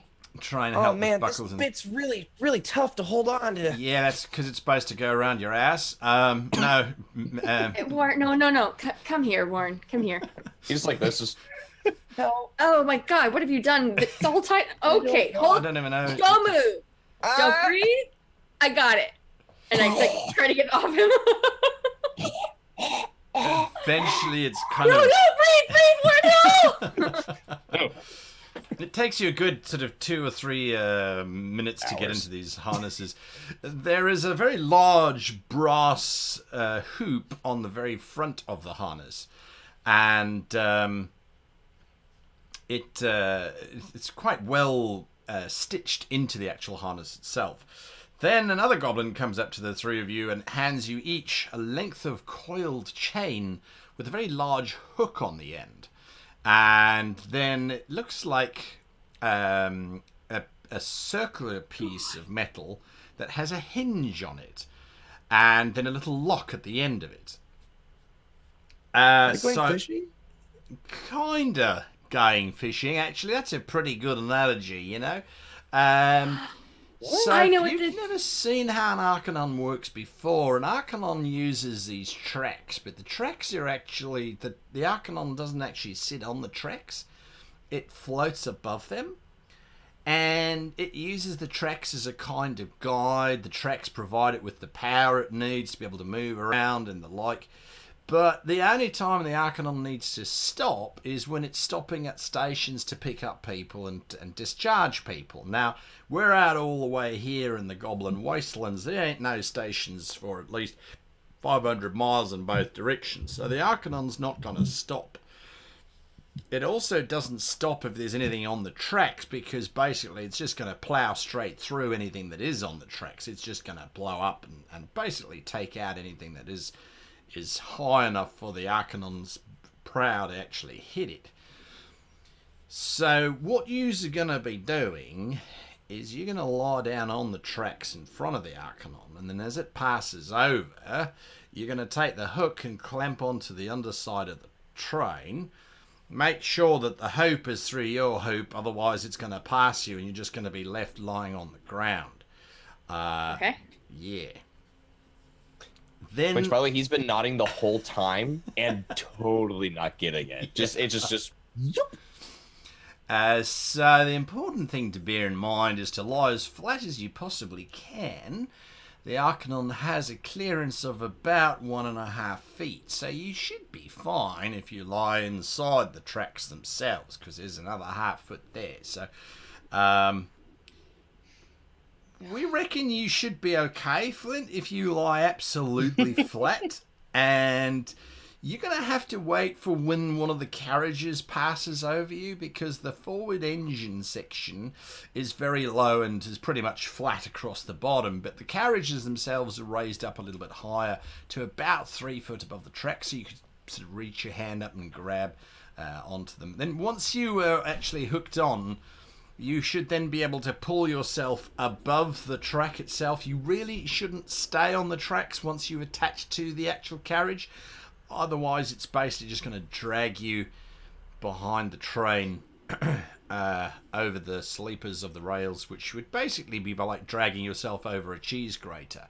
It wouldn't be a good idea. So the moment you've hatched on, pull yourself up using that upper body strength that you've all been developing, and you then should be able to find a hatch that leads into one of the carriages without too much of a problem. Question. Yeah. What is the purpose of me being on that train? What is the excuse and the conversational topics that I should stick to? Because it's not gonna be the fucking weather. That's when the old female goblin comes forward. No, you ask a good question. You certainly do. Now, I wouldn't be the leader I am today if I didn't have something prepared for you. Okay, God. So, this particular train's got an entire battalion of the Elvish army on board. The one that's come with Lord Varian himself.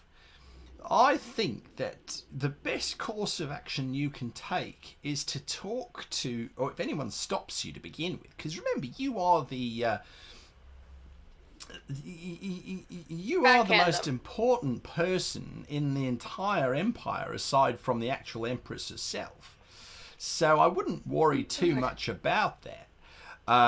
So there is definitely that. So as Volstoy, you have the right to be wherever you want to be. There's no stopping you. So I would go with that approach basically. Just say that you needed to see Varian beforehand. Then my hope is that whilst you are distracting Varian, because we had to change the plan slightly after the camp incident, once you're distracting Varian, that then leaves you, sweetie, and she puts her hand on your shoulder, Warren, to take the smaller charge and put that on the coupling between the engine and the first cabin and prime that. There's a timer on that. The timer is no more than 10 minutes. So if you do that, then that's golden. And then that leaves you, big boy, she says, tapping you on the thigh, to actually place the primary charge inside of the engine itself. We reckon you can probably stand the heat, given what we've seen of you so far. Put the charge inside the two giant boilers, and bingo, you should be golden. Again, the timer's going to take 10 minutes or so before it goes off. Then the three of you simply jump off the back of the train and watch it sail off into oblivion. Get off the tracks as far as you can, though, because there is going to be a giant explosion. We'll have horses on standby, roughly where we think you're going to be. You've got about half an hour before you need to actually place the charges. That should give you plenty of time to move through the train and to get to where you need to go. Okay. This is a crystal. That's all I got. Like, what do I do with this? Yeah, no, you're absolutely right. All right, Okay. Mike. Go in. Warren, that crystal is going to go in a cup-link. A cup-link will hook two carriages together. Think of it like a cart and a horse.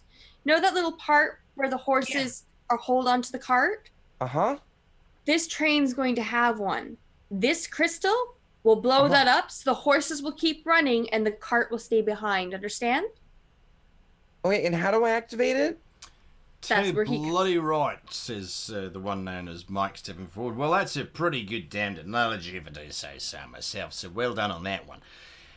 So what you're going to do with that is, you're going to slap it to the side of the coupling. It'll stick, don't worry about it. And then all you do is simply place your hand over it once you've stuck it to the metal, and the heat will activate it automatically. So you don't want to hold on to that too long, yeah? As his hands get closer, like so like this? Yeah, but don't do it for very long. It's going to take about 6 seconds or so for it to actually activate. So best keep it in this little pouch. Keep it nice and cool. Don't let it get hot, because if it does, it's going to activate, and then it'll basically it'll blow most of you off, actually. So stick it onto the coupling. You can't miss it. It's the part that links the two pieces of the train together. It'll make much more sense once you see it. I realise now we probably should have had a scale model that we could have brought along, but we were acting in haste, as one often does when you're fighting a war. You didn't know we were going to be here. That's to be true. fair, We actually thought it was going to be Gobbos doing this. This does make it a lot easier to have the three of you do Flint, this. do you understand? Because you're probably going to be going the same direction as Warren. If Warren doesn't remember, would you? Yeah, nope, easy. Grab the primary charge, chuck it under the boiler, hit the switch, get the hell out of Dodge. Seems Well, pretty actually, simple there's enough. no switch. Yours is also heat activated. Once you place it next to the boiler's operating at about 80 or 90 degrees Celsius. It's going to auto-activate in about 6 seconds as well. And then it's all hell breaks loose. I'm really glad you guys stopped him, because I know that Warren would have straight up been like this? Like, he would have straight up Push the button. I did it, right? We're in the afterlife, just pissed off. Like, yeah, Warren, you really did it. Great job. I did what you told me. It's like that scene from Guardians of the Galaxy where it's Baby Groot with the charge. Yeah. I am Groot. I think No, I I am think Groot. someone was smarter than this guy. Yeah. I think he really had like a 12 intelligence. This is my dumbest character I ever played before, so. Right, so the tracks are just up there. You realise where the barge has come to a stop is this rather rocky canyon area, quite different from the forests that you were in before. And there's cacti busy growing all over the place. It's quite dry too. And there's this green-blue glow, almost turquoise, coming from a ridge just a few sort of 100 yards away from the river. There's not much more to say except good luck. And if the train makes it over the canyon, we'll assume that you have failed. And well, then we'll have to go to Plan B, which I'm not particularly keen on. But there we go. I'll go over to Berg because I'm assuming that once this mission is done, we'll probably get the hell out of here. So I'm like, did you think about how we could possibly find you in the future? Yeah. I had some thoughts on it. I then got distracted whilst contemplating what you said about shoes. And I think that there is a significant opportunity. Yes, you said something about walking in your own shoes, which I thought was quite poignant, as a matter of fact, yes. And I think something to bear in mind is that you probably shouldn't walk in your own shoes, as a matter of fact. It'll wear them out. And then you would have to buy more shoes. So I would suggest not wearing. Berg, that analogy just went way over your head. That's the wrong thing you should have been focusing on. Ah, right. I must confess then I didn't return back to that original thought. Although now that I think about it, your best bet is probably simply to head to Shifter Town, and then someone there will probably know exactly what's going on. Okay. So in case we do run into each other again, and I want to know that I've talked to you specifically, I thought of a code.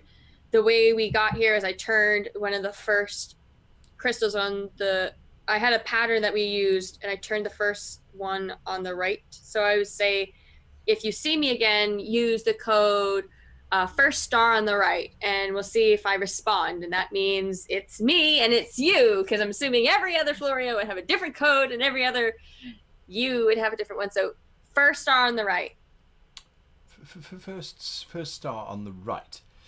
All right. Yes. That's sort of. I think that makes sense. I suppose.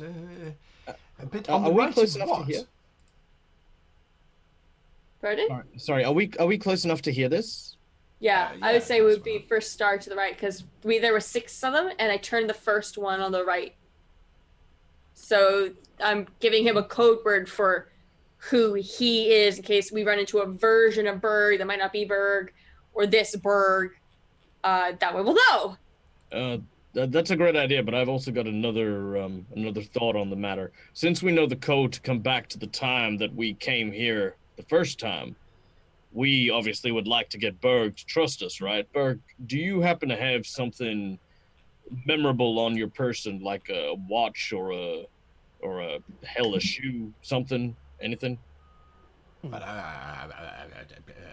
he sort of reaches into his pockets and he pulls out various. I have a button. Sure, Well- a button will work. Yep. I'll take the button off him and I'll say that way if we do end up doing this timey-wimey backwards forwards nonsense, at the very least we can show you that this button is something you gave us, because it was one of the very few things you had in your person. Right, and then the code word for star on the right.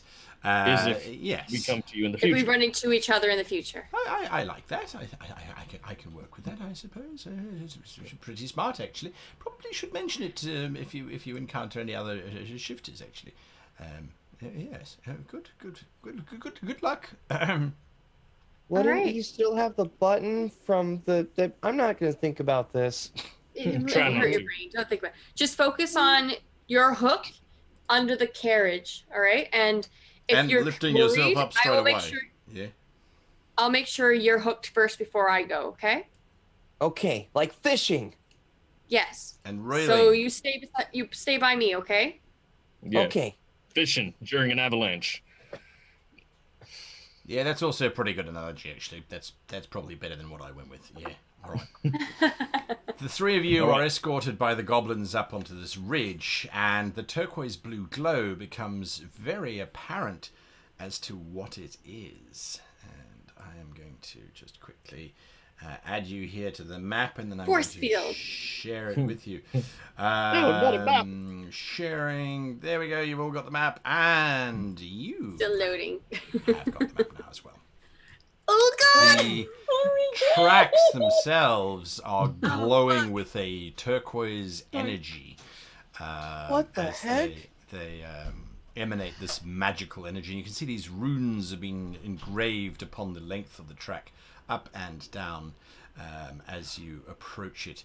It stretches in both directions, absolutely straight, as far as the eye can see. And fairly nearby, probably about 300 yards away, you can see this large circular portal that sits right over the tracks and seems to be thrumming with the same energy as the tracks themselves. Why don't I just break this? No, Warren, don't touch it. We have a I'm plan. Okay. If you break it, Varian dies because he'll still be on the train, remember? Oh, okay. I thought we were just trying to stop the train. No, we're gonna work on it, Varian. Just follow our lead, okay? Or Okay. Warren, oh my god. Flint thinks about what Feloria says about not touching it and says, actually, that might be an idea. I walk up to the metal bar that seems to be kind of run parallel to the Sure. what I assume to be some sort of rune-covered slats, and I will just gently touch it to see if there's an electrical charge. The bar itself is what's got the ruins on them. The actual Oh, the bar sleepers that they sit on are just wooden sleepers. Okay, well, I'll touch the runic bar and see what happens if there's any effect or anything. You try to touch it, but when you get to about 3 inches away, this green field suddenly appears and your hand can't move any further. Okay. What? So Alright. we're gonna have to so I step over the bars Sure. and I like, should I be the last one on to make sure Warren gets on, or should I be in the middle and Warren's first, or how are we going in order? Look, if this thing is going as fast as I'm led to believe, we're gonna all be on the track. Try and stay reasonably close together. How much slack is there on the rope? What? Foot. About a foot. So we should be at least 2 feet apart from each other as we The progress. problem is, And I'll go closest to where it's coming from, so I'll be at the back once Sure. it hits. I've that got means my you own can't thing. hook first. You can't hook until Warren does, because if you do, you'll smash into me and Warren. No. Because it's going in that direction, when I go taut, I'll be at the back. So the Yeah, train yeah, is but what going. I The mean is- train is going from right to left. So if But what if I'm saying Warren is if hooks you on hook, first, then you hook on. You will travel into me. Well, 'cause Warren you're- will travel you into hook you Warren. No, Warren will. because the Oh, train it's going is from the right to left? Yes, Yeah. from the right to the Okay, left. sorry, It's I'm going from looking right at the to wrong side of the map. Yeah. So- Warren's first. So Warren will then be last you, hooked. No, Flint will be last hooked. Because the train is passing from where I am. It passes. Warren hooks on. Then Oh my. Well- okay, I see. On Fantasy Grounds, my map is reversed to yours. gotcha. Oh, is it? Okay. Yeah. When I look at Zoom So to actually- look at you lovely people, it's the other way around. Okay, I get it. It's cool. It's a mirror image. There you go. All right. Oh, it is. Wow, I literally didn't even notice that. I'm really my Guys, character. no, that's what I'm saying. Like my brain doesn't work. All right, so that means that's how that's going to go. So do you all lie down? Yeah, I'm gonna lie down, and you just hear her like inhaling, breathing, and starting to do a cyclical, like a humming sound in beats of 4 to keep herself calm and steady, as she's like almost like how she plays with her harp. She's doing it with humming. Just keep calm. Okay. Like he's like last lady. I'm like, Oh, right. Okay. just As Flint lies down, he notices that his chassis is a little bit too thick, so he sort of stretches himself out and very slowly and cautiously sort of starts extending every single joint in his arms and legs as like thin as possible to like stretch himself out. So yeah, trying to lower himself a bit. So he's normally like 6'6". He's probably made it to like 6'6.5" maybe, just by extending everything he can, just like trying to get low. He's gonna like, oh, this is gonna suck. There is a distant thumping sound that you hear first, and as you lie there, the pebbles that have made up the bed that these tracks sit in, you start to see the pebbles starting to bounce up and down as this rhythmic thumping sound starts to get louder and louder and louder. You start to hear Floria sing louder and louder, try to drown it out while she's like, her hands are down by her sides. She was shouting by the end of it, her song. Absolutely. Do you look up, Warren, since you're the first one there? Oh yeah, I do, and I barely remember the plan. That's what I rolled for.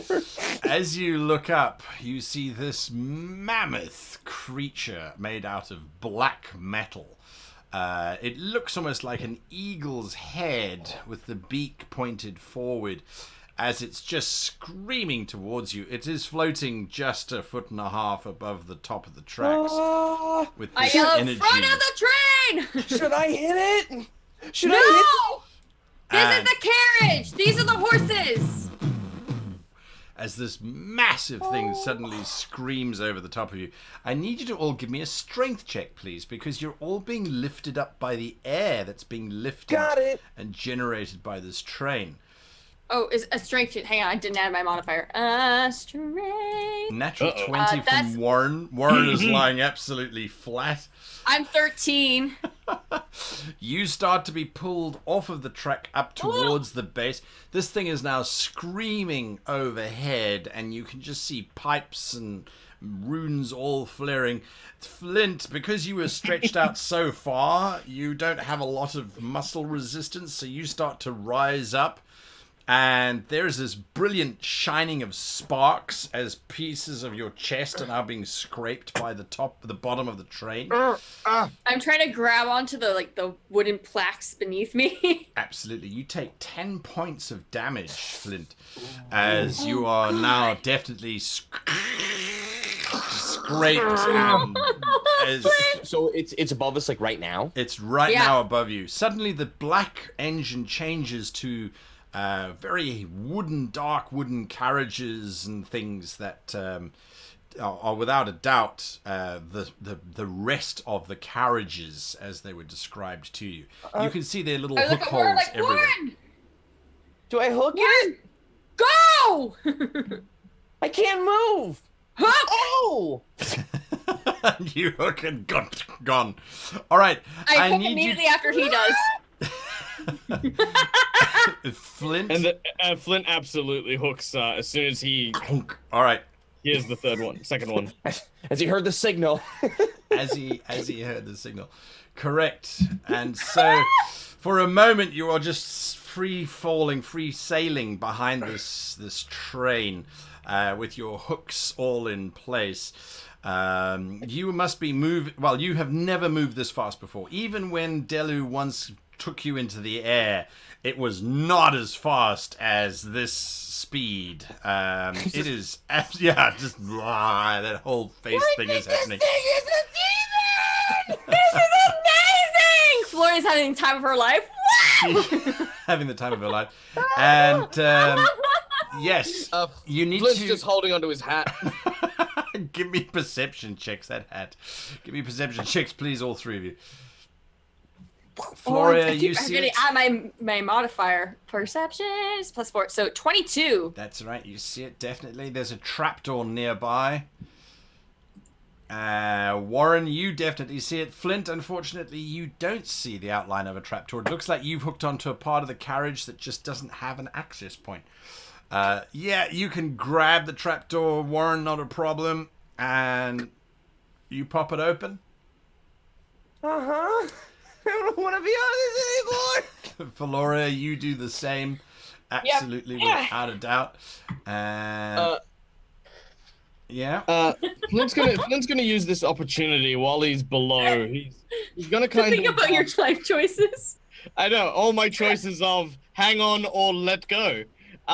So I'm going to I'm going to use the hand that has my hat and sort of take with my hat with it, and then eject my railway spike from my wrist into the bottom undercarriage, so I can anchor myself in. All right, sure, not a problem. Absolutely, that's what you do. So Floria is gone with the train. So has Warren. Just he Flint. stabbed in the bottom of the floor? Is that what happened? I beg your pardon?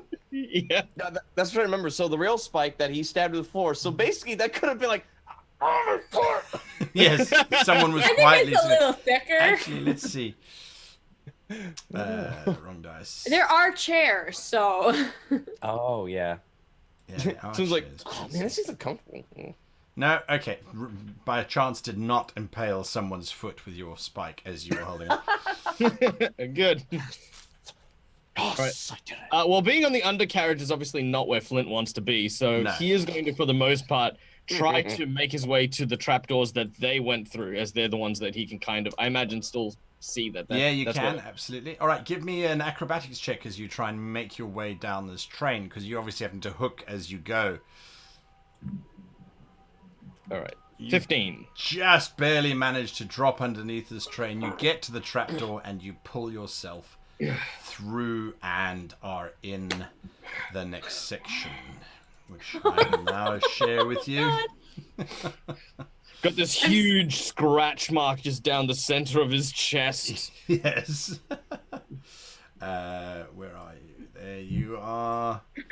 Eventually, Flint comes through, and Warren, you are in there as well. The three of you find yourself in this wooden corridor, which I'm just going to zoom in like that. You can see the outlines all around you, but that's where you find yourself. There are these wooden doors to your left and to your right. The oops, sorry, Flint. Flip it around in the air. Yeah. To the back, there is a door leading to further sections of the train, which you don't have to worry about. And dead ahead is the doorway, which you can see has got a little glass inset leading to another carriage in front of you. Where are you going? right. How far to the back are we? Do we know? Like, do we know how far You we don't even know gone? how long the train was at the time, so yeah, you're not sure. You can hear talking coming from the two bedroom areas directly in front of you. It sounds like elves busy having a general conversation. Flint will. And point towards the front end of the ship, assuming, because Flint's worked on the railway before, he assumes the engine will be at the front of the locomotion. Sure. Oh, train's he'll- gone. There you go. He'll point in that direction. Oh, Map should be back for you now. okay, there you go. Should I follow you, Flint? Just remember, Okay. Warren, that don't question me.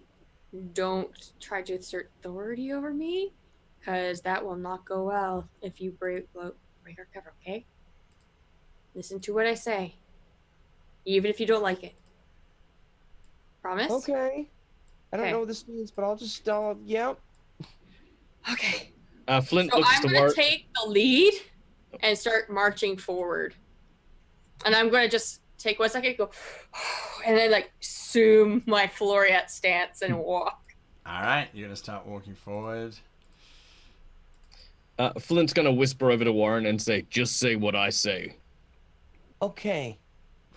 Oh boy, there's Exactly the way I say it. Yeah, exactly how I say it. You'll see. All right, He's now touched everyone, the head. walk this way. Which way are you heading? Everybody, walk this way. Oh god. I'm walking towards the front of the train. I'm going to head forward. So you're gonna head forward this way.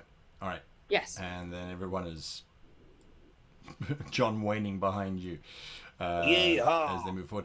This door opens, and why didn't that happen? Let's do this here quickly. I'm like trying to match his like facial features. I'm like, And a drow steps out of the door and looks you lot up and down.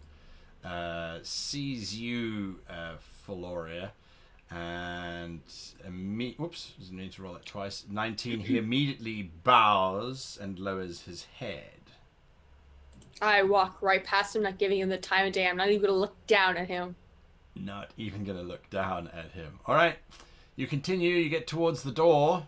Everyone just sort of marches past him. As you walk past this room, you realize that there are several other drow in there as well. Oops, wrong thing. No, go away. I need to do that. There's several other drow in that chamber, and they are all being obviously very reverent of you guys as you walk past. You open up the door and that wind starts to blow as you step out of the train and cross a very small bridge. It opens up and you can see that the terrain around you is just vanishing past at an incredible speed. And that leads you into this area here. All right. Where there is an individual standing there. You notice, or at least you've kind of seen them before. Where did it put it now? Did it put it in there? No? No? Oh, you know what? I'm just going to do this. Who do we see? I have a steely disposition. You have I'm enjoying the wind blowing my hair, and I'm like, I bet I look amazing. I'm in this awesome armor. I'm just Right. like, God, this hurts so much. I'm trying to look as powerful as I can. There is this archer standing there looking very, very imperious, dressed in very fine armor. And the moment you walk in, they raise a bow ready to fire. They see that it's you, and let's just do this quickly. And then they see Warren and Flint behind you. They don't lower their bow. Volstoy Floriat, says the archer. I'm just gonna start to walk past him towards the door. Like, I don't have to even really answer. I'm just like, where is Varian? Which cart? Give me a deception check with advantage on that one, as a matter of fact, as you walk thank past. God. As Warren and I enter, Flint's going to close the door. Sure, not a problem. First one and second one. First one was better. It's 14. Not the best, but whatever. Let's get an insight going for them. That Nope. looks scary. Lord Varian is in his private chambers, says the archer, and sort of steps back, allowing you to step into this corridor, which reveals itself before you. So you're kind of stepping through with very angry-looking Warren and Flint as usual. The archer watches. You can see there's double doors, which would seem to indicate the presence of Varian. In terms of All right, so I'm gonna walk forward, motion for them to close the door, so that the archer can go back to his business. Flint will close the door. Gotcha. This is I a will corridor. open the door Let me and close it. show you. The corridor continues down. And it looks like there's a corner that it takes later on to where you're not sure. I look at Flint like, I think that's the way you two need to go. Flint will nod and walk in that direction, and hopefully Warren will come with. So we're going straight down the corridor. Please come with me. All right, you continue down. I'm just doing exactly what he's doing. Just the corridor. God. And what are you doing, Floria? She's gonna take a second, breathe, and then she's gonna open the door confidently. Open the door confidently. All right, you open the door confidently. Would you please give me a Constitution saving throw? Oh shit. No, that's not what I want. Your heart flutters. I have a heart attack and die if I roll a 1, right? Yeah, please don't do that. Oh, it's you! Oh god. I roll 4. Varian is sitting in a chair smoking a pipe, as you have seen him do many times in the past. His hair is casually held behind his ears, and he seems to be enjoying the view that you can see from the windows that line this particular cabin. He's wearing a light open shirt and light breeches, and seems to be as untouched and unbroken and definitely as living as you remember him. Does he say anything when I come in, or doesn't he? He looks over at you, and that characteristic roguish grin of his spreads across his face as he sees this individual that he has been in love with for all time. Emotionally, you can't control yourself. You failed your Constitution saving throw. All right. So I kind of would, and she opens the door confidently and then just pauses for a second. And just breathe. And then she's going to walk in. How did you get onto the train? He asks as he rises from his chair and starts walking over towards you. I wasn't expecting this. You were taking too long, and I'm going to walk forward towards him. Sure thing. He comes up to you and immediately drops to one knee with his head bowed low before you. I tell him to rise because I have no idea if we actually are in love with each other, so I'm not going to do anything. Standing so close, you can smell his scent, and it immediately takes you back to all those nights that you spent in each other's company before. It has been an eternity since those memories were last with you, but at the same time, in a heartbeat, they are all washed away as he stands directly in front of you, breathing, smiling, and being warm near your body. I think I would lift, because he's bowing, I would lift his chin with one hand. And, like, I want to stare in his eyes and see if they're the same eyes I remember. Warren and Flint, you come around the corner of this passageway, and there are two drow casually sitting at the doorway. They are currently invisible, and I do not know why. I cannot lie. I think they are that one and that one. There's two drow quietly sitting at the door, busy, basically on guard duty, I suppose. You could say, as the two of you come around the corner. Flint whispers to Warren, let me have a word. Flint walks up to them and stops before them at a respectable distance. So, he's not charging at them. He's walking, with purpose. And he says... Both of them put their hands on their long swords as you start approaching. Engineering golem, maintenance request. Engineering golem, maintenance request. I sort of very, very casually sort of lean backwards a little bit, stepping ever so slightly on Warren's foot. Maintenance request being confirmed, fulfilled by this unit and human. Slave. Human slave. Give me a deception check, please. And there's human slave. There's human slave. That's what he is. He's a human slave. Give me a deception check. 14. There we go. 14. That's not too bad. That is Not not, bad. too bad at all. 14 as well. The drow. This train doesn't have any maintenance golems on board. Who are Sort you? of- They draw their blades out towards you. I repeat again.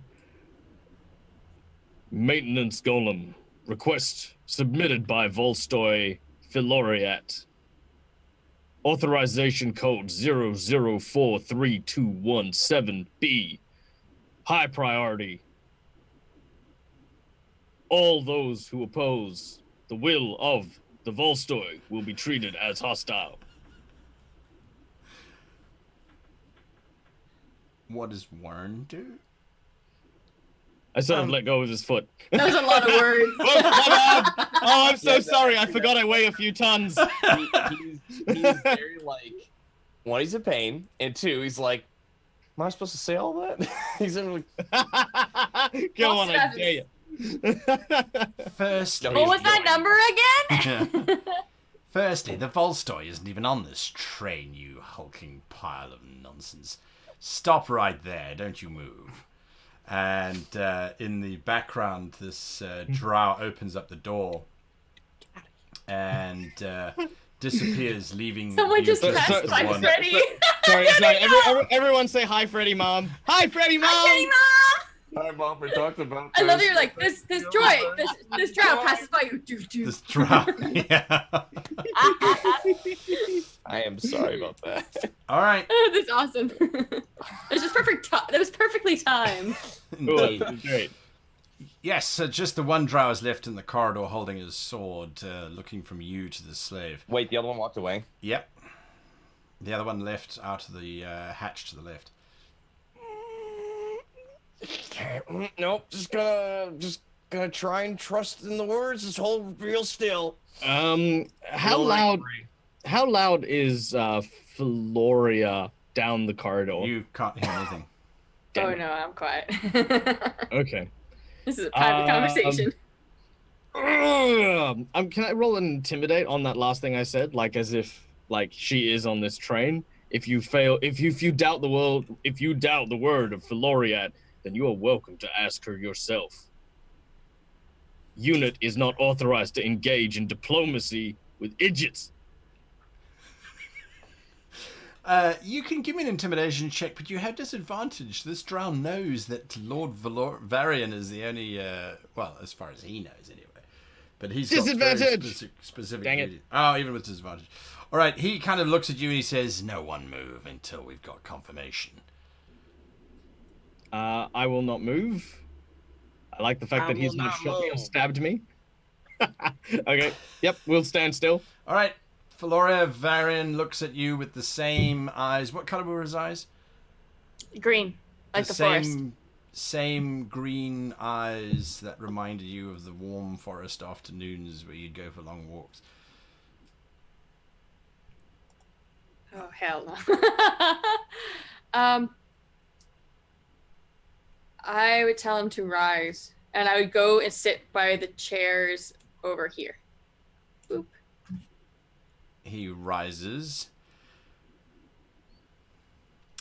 I can't say that it's a displeasure to see you, but I am curious as to why you're here and why you're wearing that particular outfit. This The is all I had. It will leather suffice until I get better. harness, he says as he gives you a crooked grin. I give him like a sly smile, like, I don't know what to do. He goes over to the bookshelf where he starts mixing drinks and things. So tell me, what brings you onto my train, oh Volstoy? I do believe I was the one who summoned you to be on this train. Well, that's why I am here. It doesn't say why you're here. Not that I'm complaining, of course. It has been so very many long months since I last behold such beauty. It reminds me why we fight. There might be a bigger war coming soon that I'm going to need you for. A greater war? I thought we were winning against all that was left, he says. He passes you over a glass of wine and then sits down opposite you. All that's left here. The centaurs and the others, and potentially the humans, yes. I thought we were in an alliance with our human allies. For now. Who knows what the Empress will change her mind once she has conquered everything else with us. I do like the Empress's mind. I won't deny it. Oh, that's a big tell right there, because Virion used to bring me the stories of other lands and other peoples. This Virion would wipe them out. Oh, that's horrible. No. But you didn't come here to talk about the Empress's plans for the future. No. I came here for you. I thought you'd never ask, he says, and he pulls his shirt off. Back to you, Flint and Warren. Yeah, actually, how far away is that guy walking away? Like, did he just live? Like, he's just walking off right now? He's actually stepped out. Yeah, you don't know where he's gone exactly. So it's just you and these. Oh, but the other guy's just standing there. Correct. Sort of holding his sword up, watching the two of you. Okay.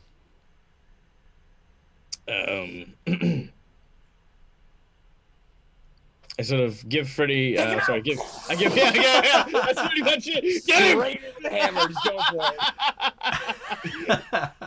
All right, you're launching into him, trying to attack him. Give me an initiative. Yep. Wait, I give initiative. Sorry. Oops, what am I doing? No, you give us initiative. I give you initiative. That's right. That's right. Wait, what am I doing? Where am I going?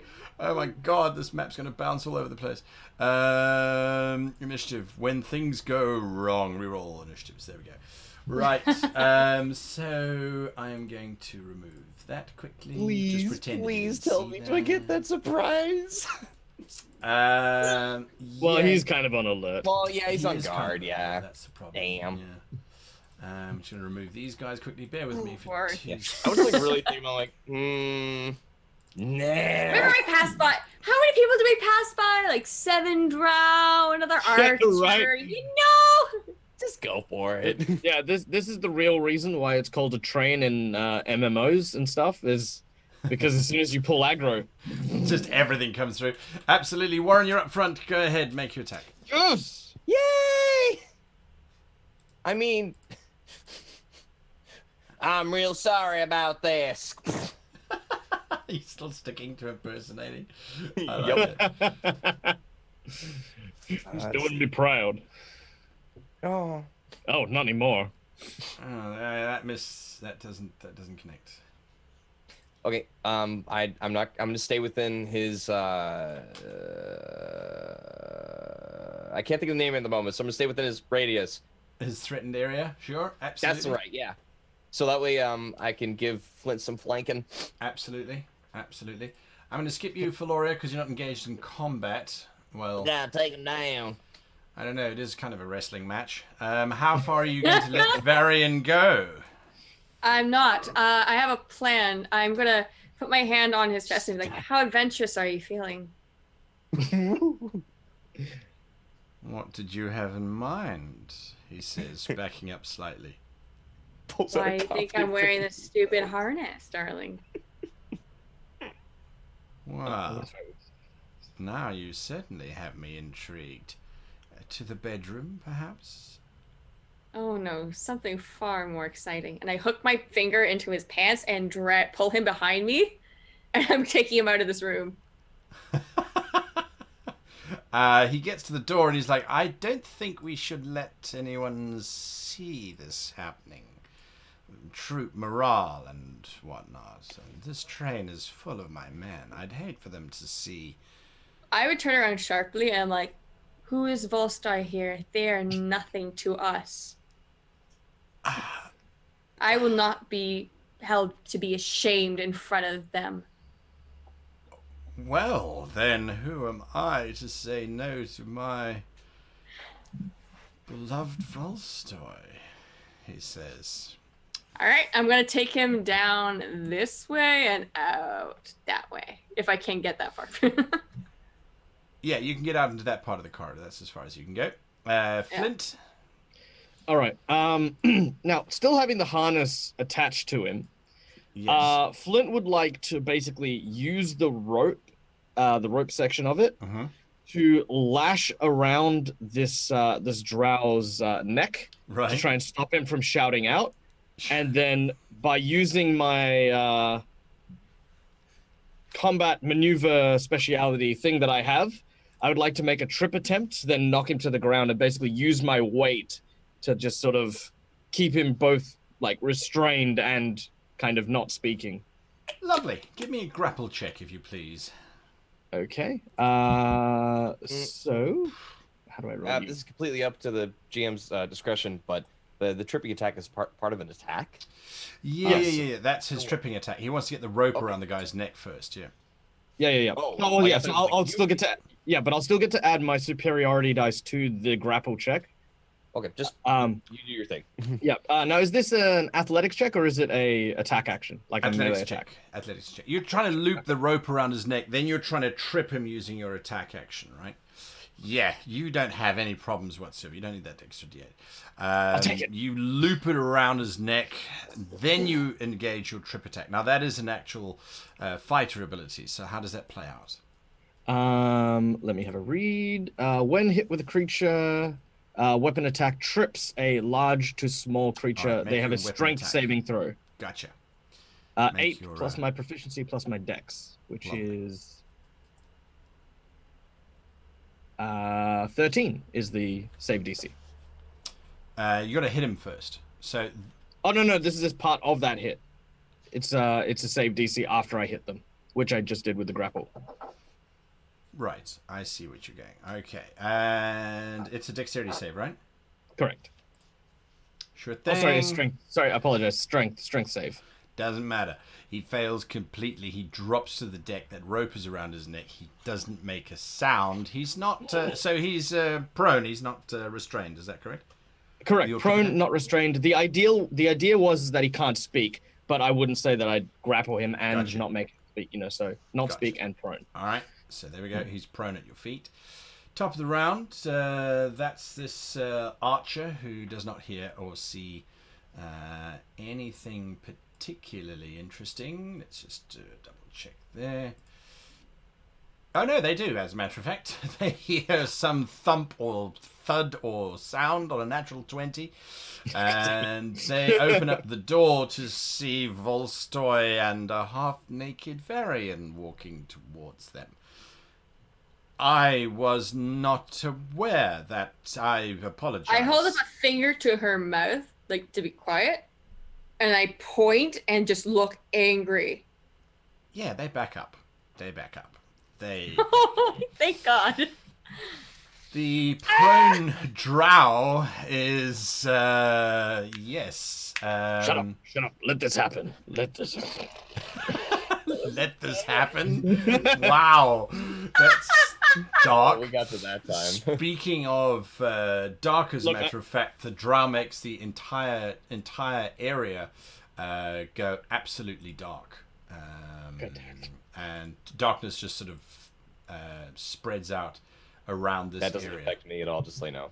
He doesn't know that, but yes. Okay, that's okay, just one lane. Yeah. So there we go. This is now all darkness. There we go. Look at Fantasy Grounds giving us darkness. Look at the wonderful scribbles. Good There job, we guy. go. Thankfully, it's not a perfect circle, so I'm not completely mad. Stuck in a black hole. Berg, you're not there. Fuck off. The bird just magically appears. Yes. Varian is just following you, so he's not going to provide you with any difficulty. Warren, what are you doing? So, he's still prone, right? He is still prone. Okay. I'm gonna go in with advantage, simple hammer attack because my like it is complete darkness, and I'm just curious if well you let me know if this story part plays out. Sure. Being right next to Flint, like darkness, then he sees just a pair of yellow reptilian eyes just glow and just, you can't escape from me. Nice. Try to get him. That's a hit. Do your damage. Oh baby, let this happen. That sounds horrible. It does that.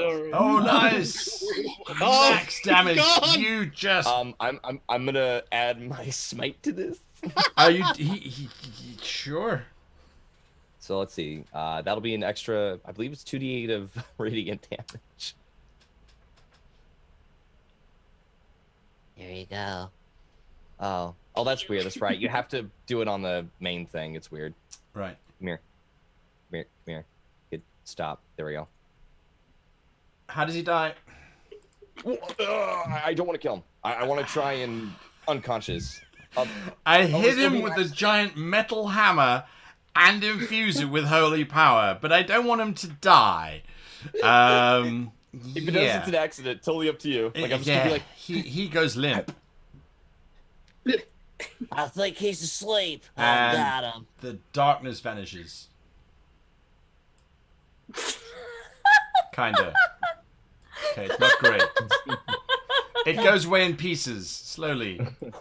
Hey, Flint, how'd I do? Am I doing it? You did good. Now help me throw this body off the train. What? There is a door right next to you that leads outwards, as a matter of fact. So I'll sort of pick up the body and gesture for him to open the door.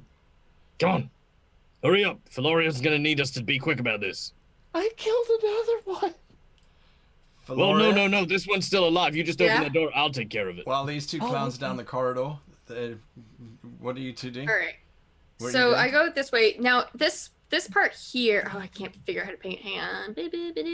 Is that a window or is that a door? These are doors here. These grey blocks are doors, and All right. blue ones are windows. So the gray blocks are doors. Yeah. I'm gonna look at the archer like, get The archer out. scurries down the passageway. I close the door Sure. here, Yeah. and then I'm like, this is what I mean adventurous. I open the door and I hook myself to the top and lean, and then I beckon him. My hair is blowing in the wind. We need an age Mercy. restriction on this show. This is 50 Shades of Elves. This is 50 Shades of Green. I'm trying to think how to get him off the train. You know, my next step is to boot kick him off, right?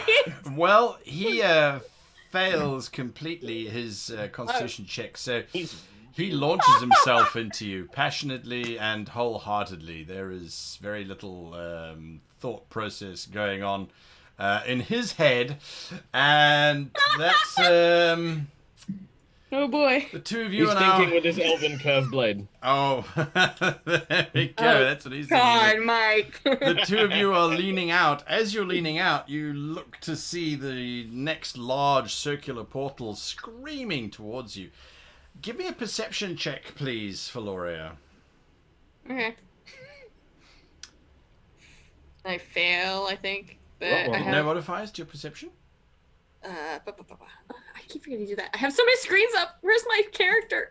Wait, That's did the you, train. I was about to say, like, did you click on the perception Yeah. one? No, hang on. Where's my button? Perception. I have a, or that's persuasion. I have a +4 to it. There. There we go, that's a bit better. As you look ahead, you can see probably about 3 miles ahead, there's these large canyons and this mega structure that looks like a bridge. Okay. You reckon you're going So to that's- get there in about 5 minutes, Okay. give or take. Oh. And then hands start to go towards your Volstoyness. And that's where we'll end. The Broken World Chronicles will return next week when we continue this very seductive train bombing heist thing. I'm not sure exactly what's going on. Thank you for watching. He's going to fly out the door next. Yeah, then we are also running out of time, I think, because that's where we're supposed to, like... Yeah, we said we had half an hour. Yeah, 10 minutes, actually. 10 minutes. 10 minutes. We have 10 They minutes. lied to us! We have 10 minutes left? Yeah, we'll have to activate, like, immediately. Oh, yeah, I may have forgot to mention the goblin math is not all that great. As has been repeatedly demonstrated. Has been repeatedly I probably should have mentioned that. I didn't think much of it. But, yeah, their math is way off. These bombs might not even trigger in 10 minutes. They might go off in a minute. So, yeah. I hope when that guy wakes up that, he won't have too much of a headache. You throw him out of a train traveling at 220 miles an hour. He's going to have more than a headache. What? Anyway, until next week, same time, same place. Thanks for watching. Goodbye. Okay, for those of you still watching on the live stream, we're not going anywhere just yet. I'm going to say thank you to everybody first for that very entertaining disaster. And... I'm still here. Hello. We're all still here. Let me switch over to chat. Now's your chance if you want to have any conversations with any of the three actors that are participating in today's show. This is your opportunity to do so. Otherwise, I'm going to do my post-game review, for which you are also still welcome to join in, absolutely. And I do enjoy that. Your voice dullness. What the hell? I don't know. I have to be honest. I can't do that in real life. I'm so awkward about stuff. So I'm like, oh yeah, sure, go with it. Just I will somehow sexily hang out this door. On a harness. Like, oh my god, if you made her do like an acrobatics check, she's just like, come with me. Up. I fall out. Help. Oh no. No, like, it's still there. I actually... swinging around. Help. This is hot. Help. This is This is not as sexy as I was hoping it would be. But then the whole like 50 Shades thing was also a thing, and it was like at the same time there's Flint choking out this drow like just down the road. Just down the corner. I'm just like, yeah. I it was one of those things that I said it and then I heard it being said afterwards, and I went, yeah. I just said that. Own it. Don't regret anything. Oh yeah. But no, I had a great session. I thought it was fantastic, and I want to give a big shout out to of course my co-stars, who I think did an amazing job today. I think this is like the first time we've actually bonded as a group, like to get to know each other and get to be able to find out a bit about each other in a bit more detail. So I quite enjoyed that. I had a great time with it. Hopefully not bondage, but yeah, definitely. Well, we are all in harnesses. So, yeah. That's true. Oh That's god. true. The moment he mentioned that, is like, oh fuck. Okay, Well, how am I? Warren has an adventurer's booty, but he's completely like doesn't get it. He's kind of like, what? What are you Warren's looking a at? child and should not ever be part of this conversation. And Flint doesn't really have an anatomy. And Flint's so... a middleman. So... That's hilarious. Both Flint and Warren looks like they like what like if possible like what Lore's doing, just like, what are they doing, Flint? I don't know. I don't know. I heard about this story where every now and then the bears and the people made a bunnies. flesh mash together. What? The bears and the bunnies. I thought that was a Bunnies. game. Oh dear. Oh, it is for adults. That's leapfrog. If it's leapfrog, you're doing it wrong. Anyway, it's an interesting. like not getting. He'd be like, I play that with my sister every day. Oh no, What? What is this a game? Well, everyone seems to be absolutely entertained in the chat. I'm busy looking here. Everyone's saying it's an absolutely favourite kind of game. Heartfelt drama and silliness. I couldn't agree with you more. Anyway, all right. I was So, gonna say, boy. as Eric mentioned earlier, he's worried that I smuggled his body or something and suffocated Varian. To be honest, or clarify, Varian on their adventure died because of something Floria did. And Right. she was told that she can bring him back with a powerful magic as long as she had a body. So it's very morbid, it's very disturbing, but she has him in this little dimensional pocket that she has. Absolutely. Fold it up nice and neat, and he's.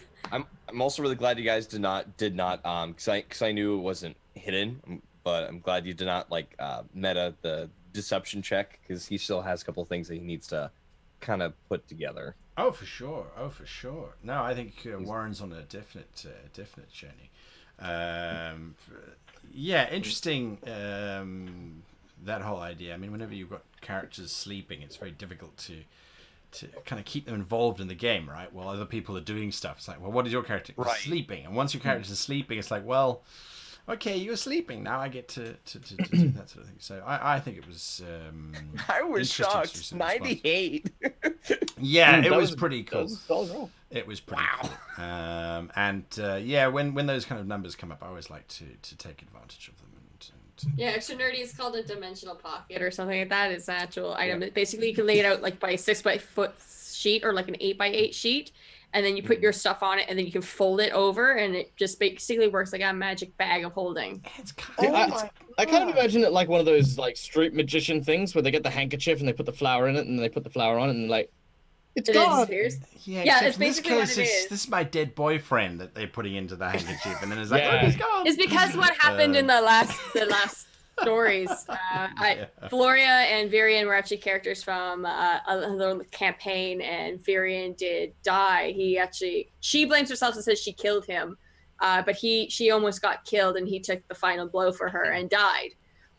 So she's been on a mission to save him because she's been told she can.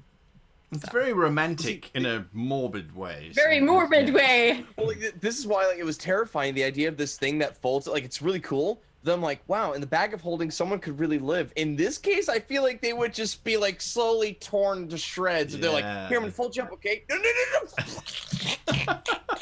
Yeah. No. Anyway, all right, guys. He's thank not you. living. He can't yeah. feel it. Yeah, he can't. Yeah. He's dead now. Anyway, guys, thanks so much for playing this week. We'll see you all again next week. I do appreciate your company. I really do. So there we go. Thanks, guys. Have Take a care. great week. Bye, everyone. And see you next week. Bye. We're being kicked out. All right, that's them gone. Thank you to them again.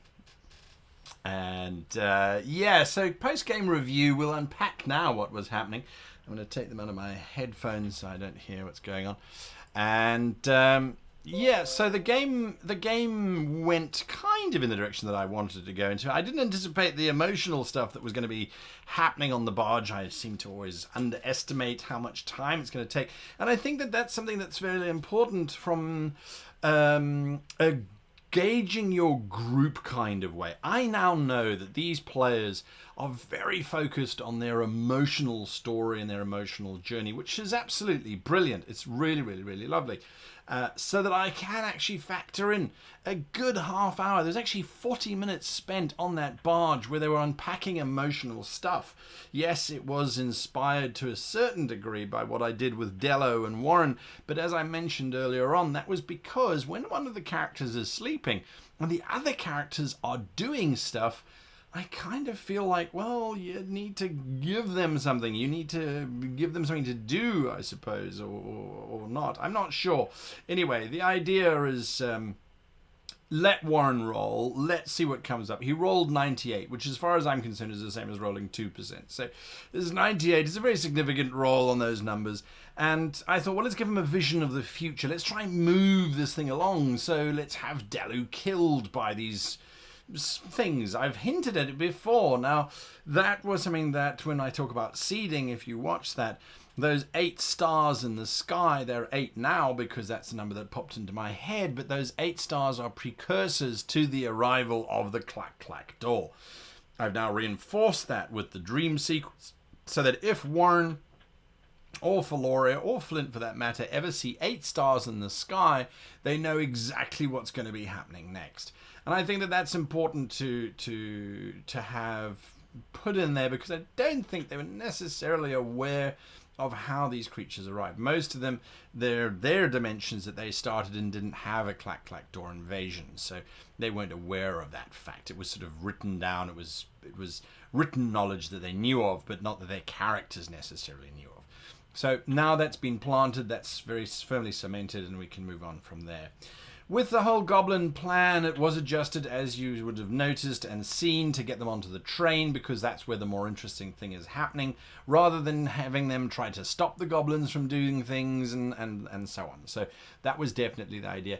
With the train itself, I'm still figuring out how to do these live broadcasts where the players get to see the map that I have, which obviously also includes that fog of war, which does allow them to a certain degree to see what's happening beforehand. Now, I also tried a new thing in Fantasy Grounds where you build the encounter beforehand, but I was overzealous. I tried to put all the creatures that are on that train into the same encounter pack, if you like, so that you just click on the encounter pack and it auto-populates.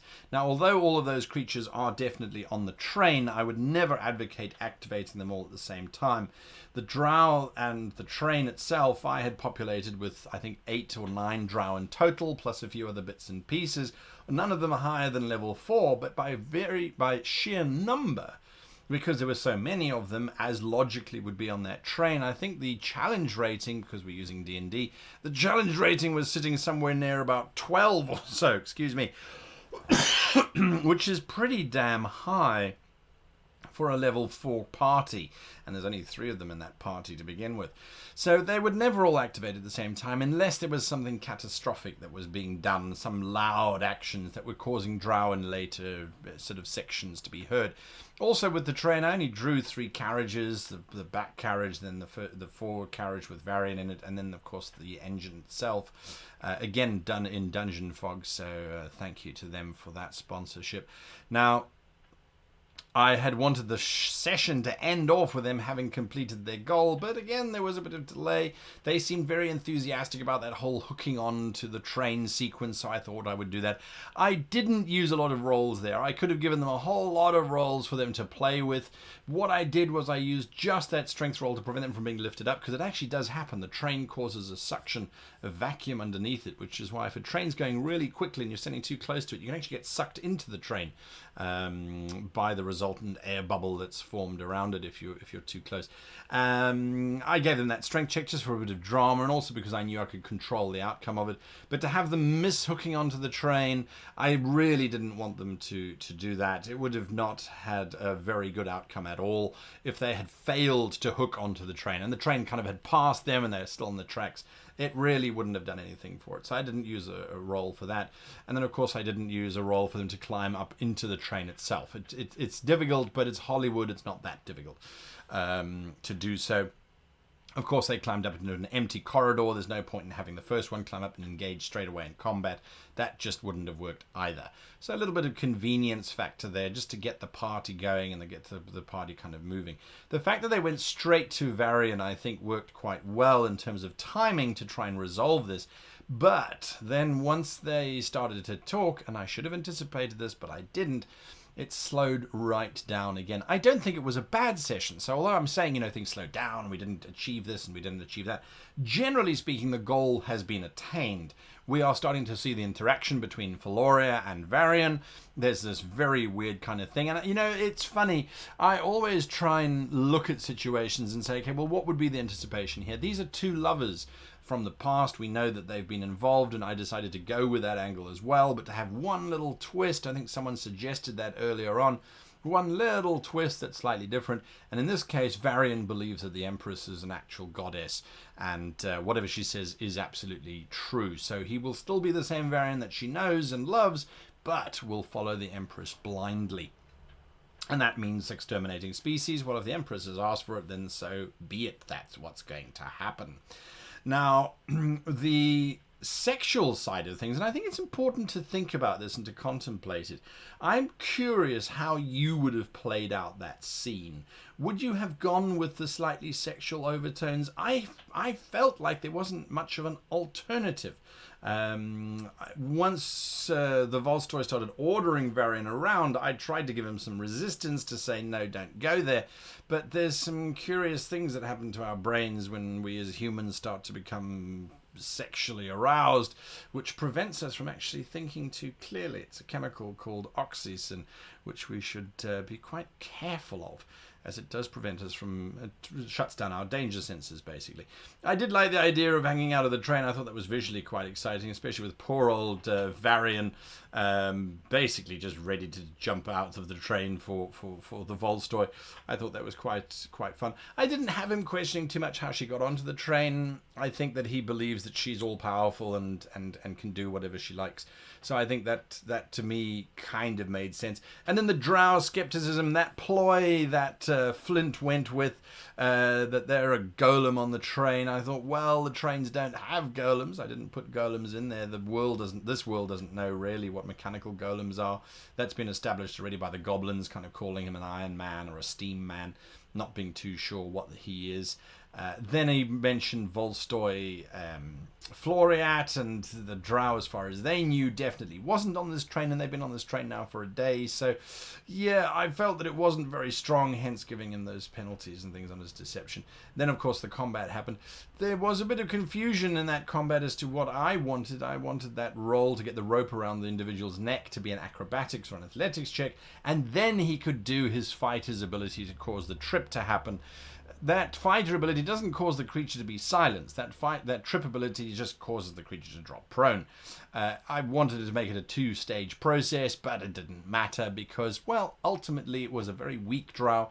It was only a quarter CR in terms of difficulty. Hence, Freddy, when Warren attacked, just absolutely obliterating the character without any real kind of resistance. I realized we were also running out of time and hence put in that canyon fast approaching 5 minutes type of thing. The goblins have been unreliable in the past about their explosions and their timing, so I thought, well, they're not very good at judging just how fast this train is, and we've established that the train is traveling quite quickly, so perhaps it should take about half an hour. It actually ends up taking 10 minutes. Yeah, that's pretty good. I mean, if you're looking at a car traveling in the distance, it is kind of difficult to gauge how long it's going to take to get from there to there to there to there. You can try your best, but sometimes you're not going to succeed. I really enjoyed what the characters did in terms of the emotional content of this episode. I think they said it as well at the end. Definitely character growth, definitely interesting to see how things are going. I think that Warren has taken a step forward in his journey. I think he could become a very cynical old warrior with all of this gets going through. And I think it's quite an interesting story to see this 14-year-old or 15-year-old, however old he happens to be, as he starts to realize that the world is not all hunky-dory, and the sort of shine on it that he started with certainly seems to be slowly eroding away. I think it's an interesting journey to see. I'm very curious to see where it would end up. Flint, of course, just being absolutely reliable, and I think sticking to his guns, which I really enjoy. I like the approach that poor Michael's got with Flint, this unemotional, sort of this logic-based type of unit. Definitely a lot of fun to play, and of course, Valoria just milking it for all it's worth. Yeah, it's going to be a lot of fun. Next week, what are we going to do? Well, now we know exactly what we're going to do. They're going to finish up this whole scenario. I think Varian is going to get thrown from the train with Valoria. We're going to have to think quite carefully. The train is traveling at 200 kilometers an hour. If you're thrown from a vehicle moving at 200 kilometers an hour, you're going to take a significant amount of damage. The rule books, as far as I know, don't cover throwing yourself out of a high-speeding vehicle. They cover falling damage, but I don't know if they cover all those other kind of complicated things. Anyway, doesn't matter. We'll see where that goes. Once Varian realizes what's happening, I think he is going to definitely turn on her and say, well, this is definitely not something that's going to be happening. I appreciate that join, by the way. So, yeah, I think Varian is going to see Valoria for what she is, and that she's not the one that he's in love with, but is something else, perhaps, or is going saboteur. But we've already established Valerian is going to be in love with the Empress, so there we go. I think that is definitely going to be the outcome of that. And then we're going to go through to Shifter Town. We planted it now a couple of times. They didn't really pick up too much, especially when I said Shifter Town. Maybe they didn't hear me.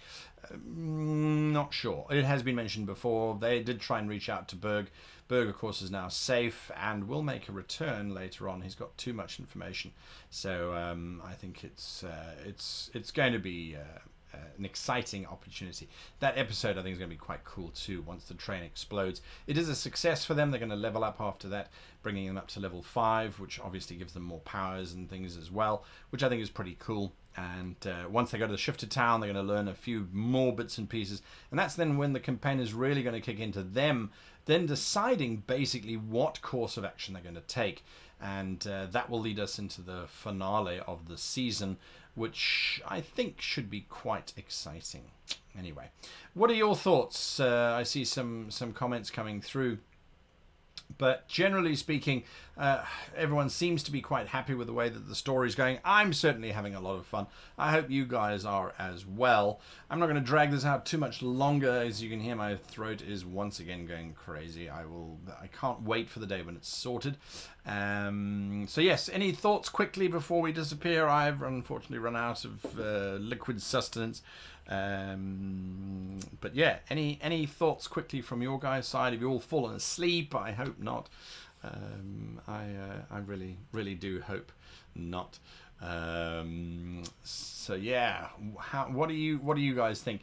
Hopefully that you didn't miss too much of the show with a new start. If you are watching from Europe, it is daylight savings time in the rest of the world. So Wolfie Hologram, I just want to thank you for that subscription. Really do appreciate the support. Thank you. And if any of you are subscribed via the Amazon Prime deal that you get a free subscription, just remember you do have to repeat those every month. They don't automatically reset. So there we go. Please just do that. I see there's an error being reported on the Twitch stream. I hope you can still hear me. So there we go. It just looks like my preview has gone down. So there we are. Right. Let's see. Some comments have come through. And yet Michael adds a compassionate sort of Sam Elliott. He does, doesn't he? He really does remind me of Sam Elliott. Thank you. That's the character that I was thinking of. William Mash Taylor does mention, yes, Sam Elliott. Absolutely. And Sam Elliott's a wonderful character actor from that perspective. He's kind of in almost every Western out there, isn't it? With that very stoic kind of deep voice that he has. Yeah, it's a good comparison. I really do like that. I'm glad that the rest of you are enjoying it. I certainly am. And so I'm going to end off there then, if there are no questions and other comments coming through. I think we've all had a jolly good showing in. I thank you all for being part of the stream and for supporting me and the channel. I really do appreciate it. So until we see each other again, which I suspect will be next week, will be this week Friday, as a matter of fact, for GM sessions, I thank you all and wish you all the very happiest of weekends, or weeks, I should say. I hope it goes quickly. And until then, I wish you all a great and wonderful week. Goodbye. Happy gaming.